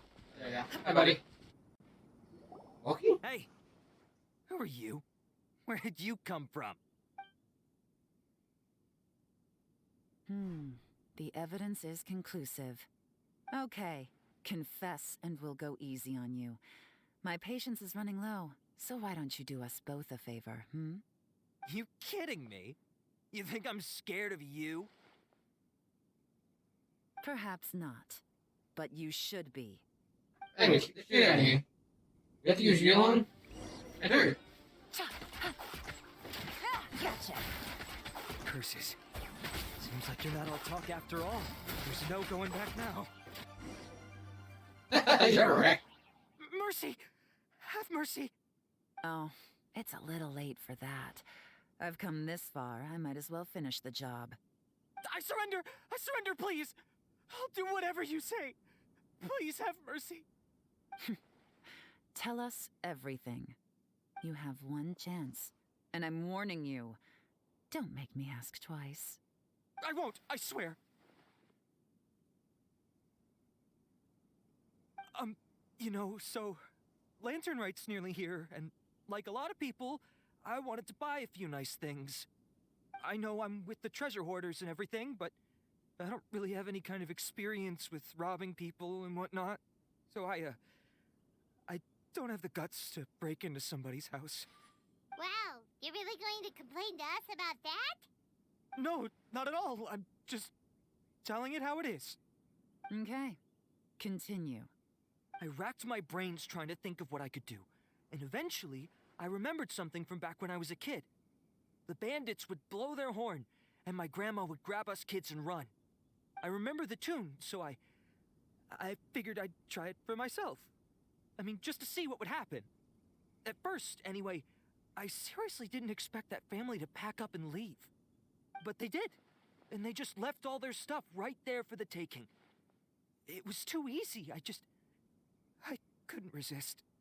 It was completely wrong of me. I know that now. I'll return everything that I took. It's all still in perfect condition. It'll be like it was never gone.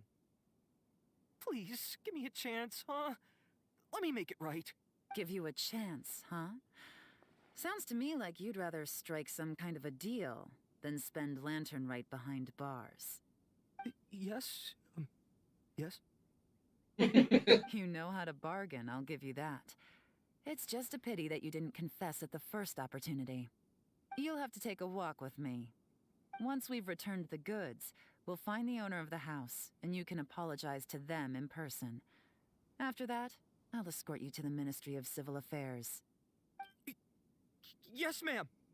You know, as a former victim of this kind of crime yourself, I doubt anyone understands the fear you inflicted quite as well as you do. Does your greed matter more to you than your fear? More to the point, if you can play a tune from memory, don't you think you should be capable of making an honest living? You mean... That's fired. That's enough hints for you. You'll have plenty of time to reflect on all of this yourself. There's not much left to wrap up, so I'll take it from here. Guess this is where I'll say goodbye. What is it? Is there something else?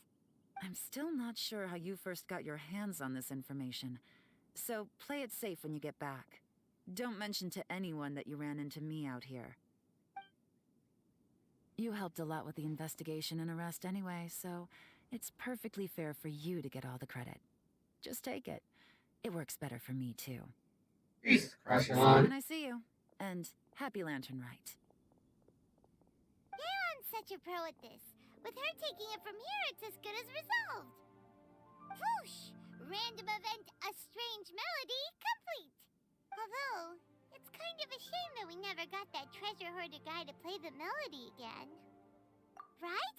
How could anyone not be? When we were chatting with Mr. Dvorak, music seemed like such a positive thing. And most music is, right? It can help us relax, feel all warm and fuzzy, recall happy memories, or even just think happy thoughts. Paimon never imagined that music could be used to commit crimes. Oh, really? Huh. Makes sense.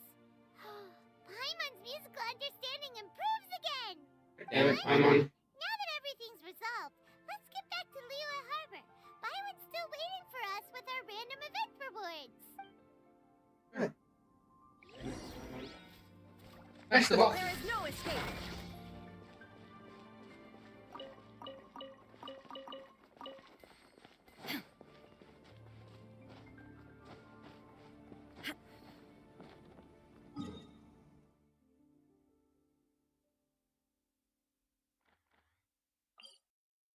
Who's ready to jump off the mountain? Whee!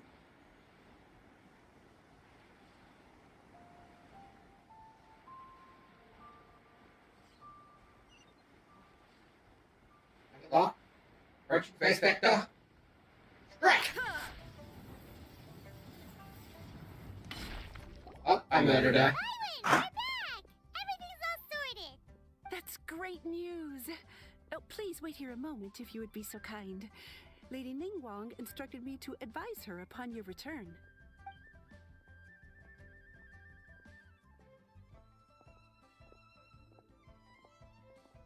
My Rich greetings bitch. to both of you.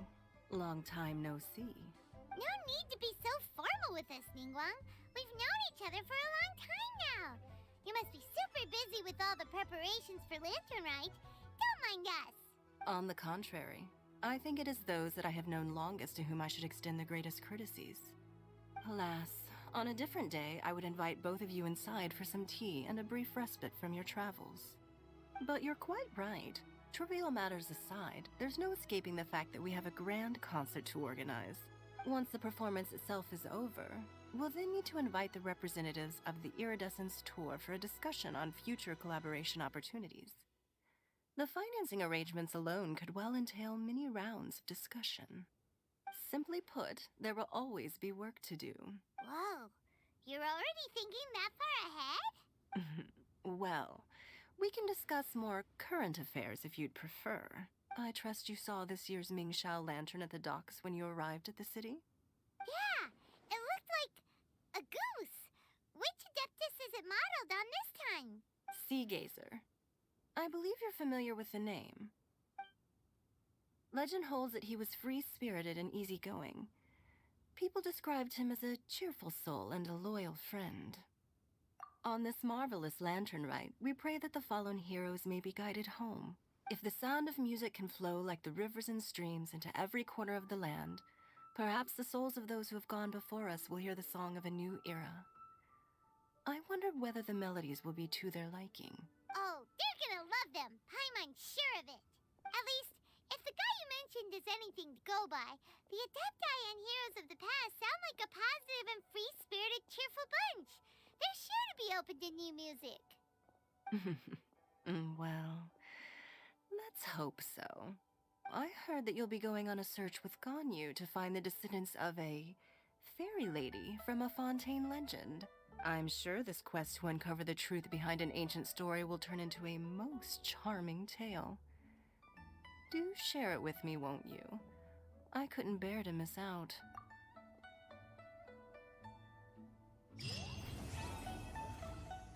Part 1 done.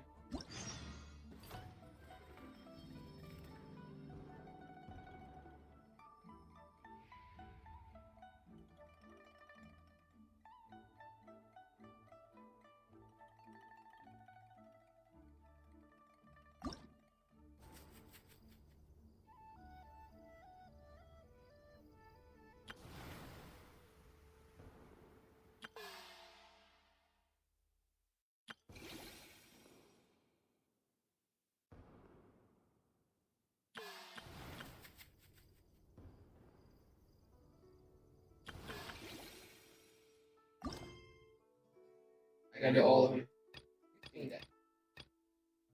But I think Silent Quest is enough for today, so for early work, so I'm gonna spend my resin.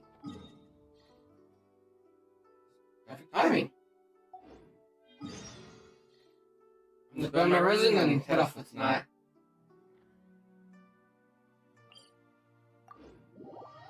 I hate green cube parts with yell levels. But I think to myself, I'm gonna kill some geometry.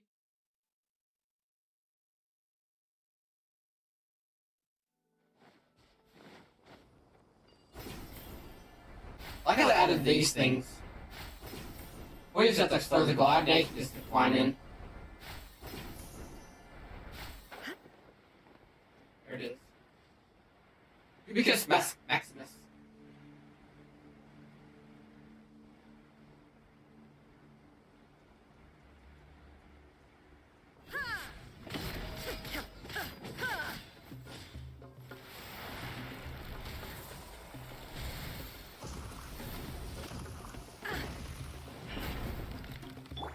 I pushed my A, it didn't work. And my A didn't work for some reason.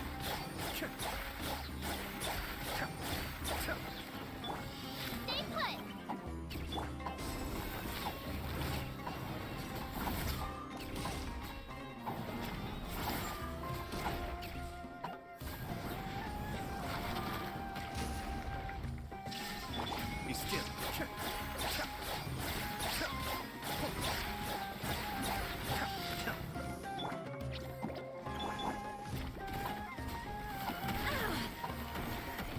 Fuck you, Cube. Now you shall perish.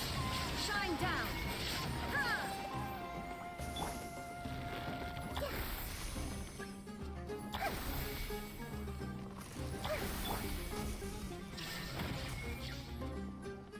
Well, if you targeted the boss, not the thing I wanted to hit. Well, you just wait for it to end now. Boom.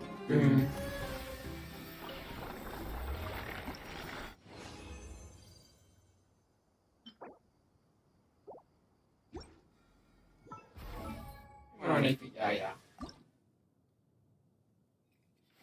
Need more. Need more.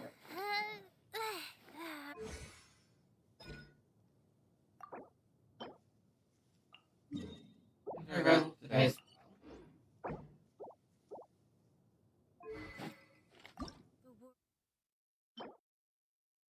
Everything I need is available today.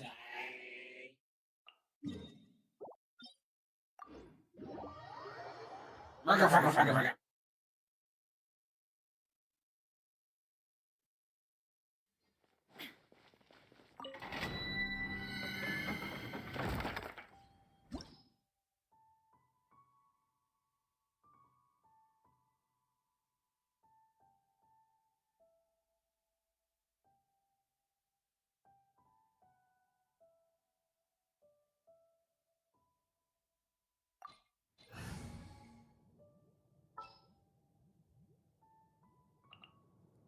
Anything I can help you with? We gotta blue nuke this place.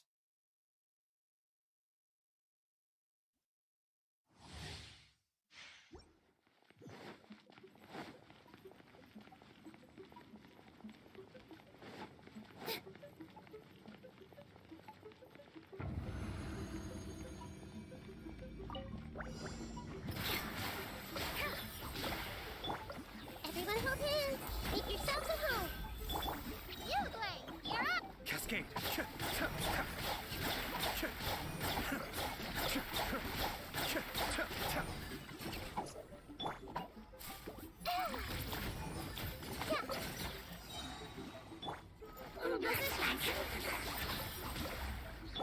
Commit it to memory. Ready, go!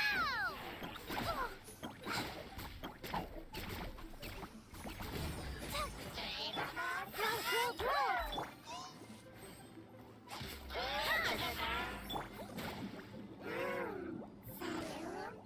Stay put.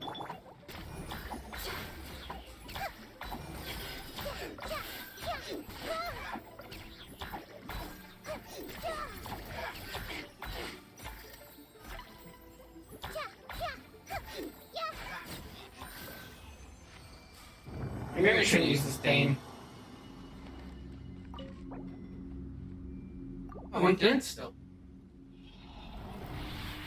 Everything I need in one pool.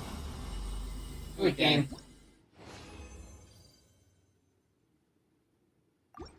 Ah! Fuck.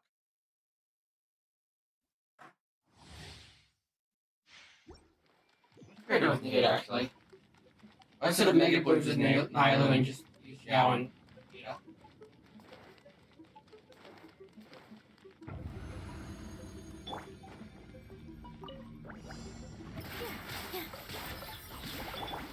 Hey! Don't be scared!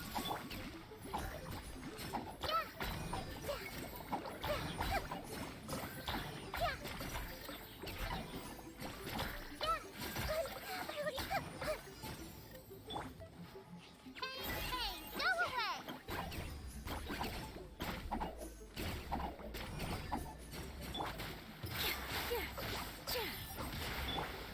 Sharing my knowledge. I see everything.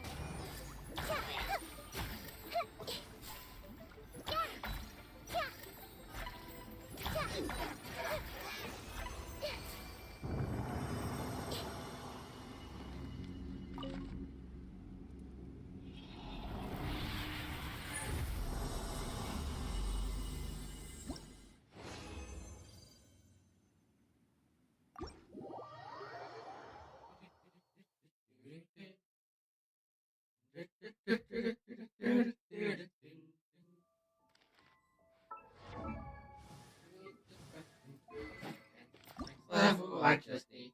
Oh god, I need 6 of these fucking things. Damn. Make 2 condensed resins. Got a full cut it.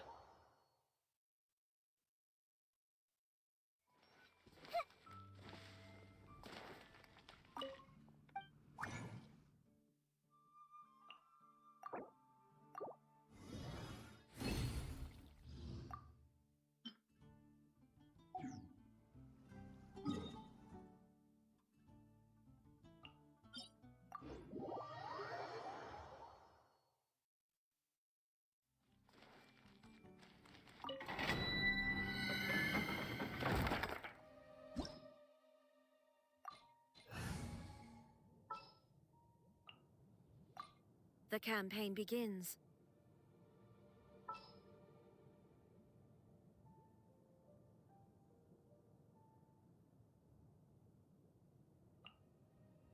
I applied for vacation. You... Don't care about your vacation. Get back to work.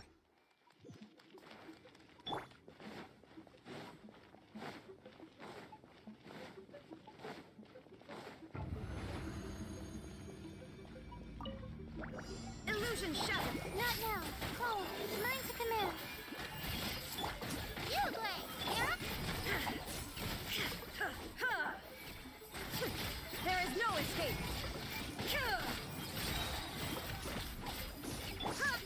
This may hurt a little. The Temple of Wisdom!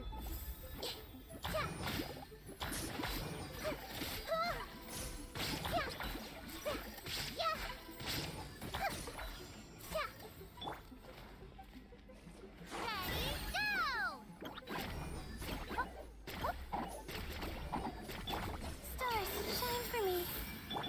Illusion shattered! Inazuma shines eternal!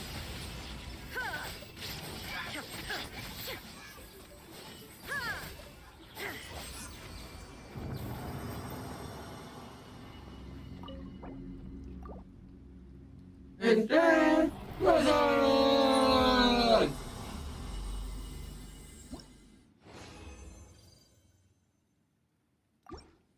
One more run through. Should better craft enough horns to make what I want. Beautiful, yeah.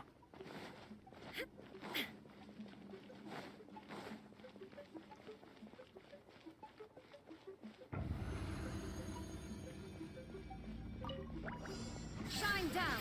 The night is cold, cold. Mine to share my knowledge. Grow. Stay put. There is no escape!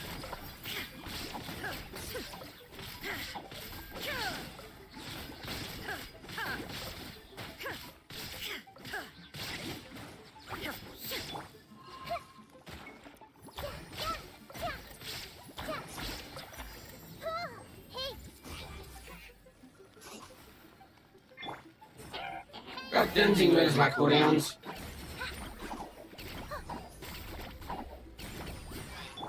Stars, shine for me.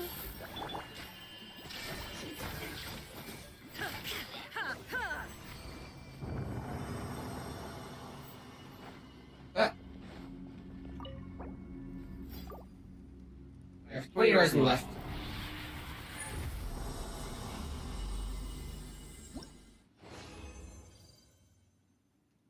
I think I gotta still go through all of these.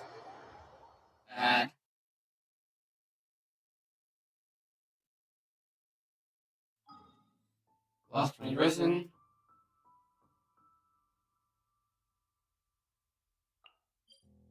I need money.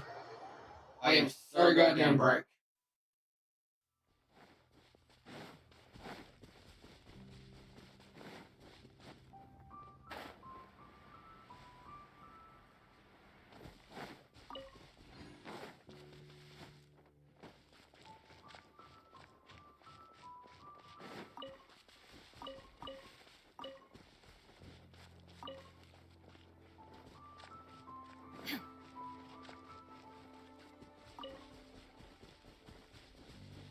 What's the top of the cliff?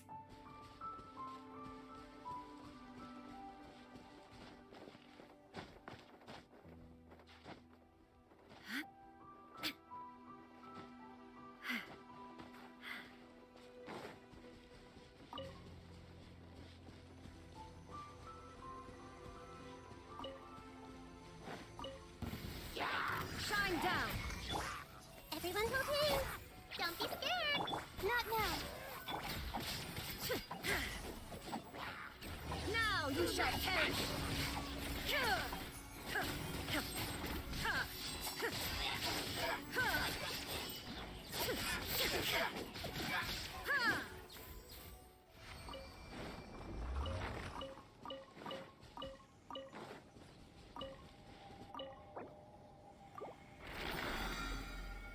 There we go.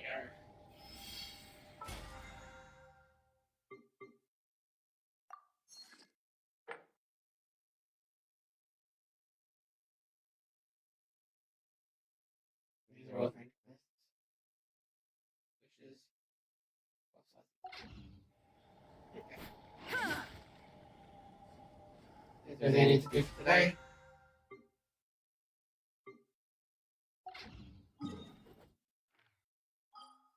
I gotta get my money for the teapot,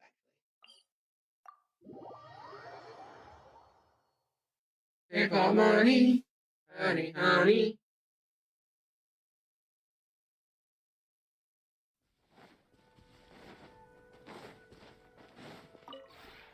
This realm.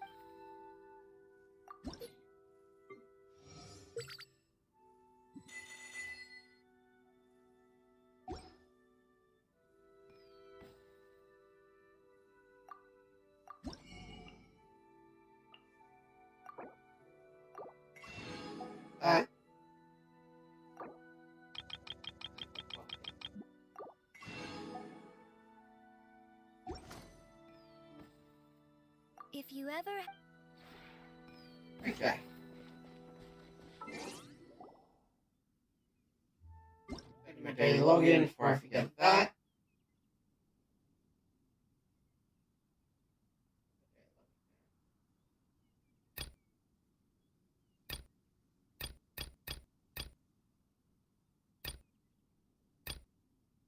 There it is. Anyway, this isn't the right one.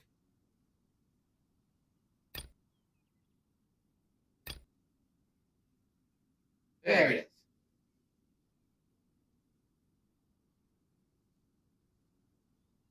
All the world holds dear is but a backdrop of constant motion. I stand before it, alone and unchanging. Saving these screamers. The next battle.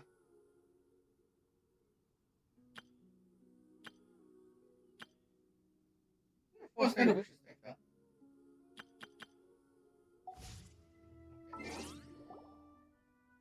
Said thank you all so much for coming. Tomorrow's the weekend, so I'll be playing with Edna and Cam. They will be doing Last Remnant, and until then, have a great night, everyone. I'll see you all then. Bye.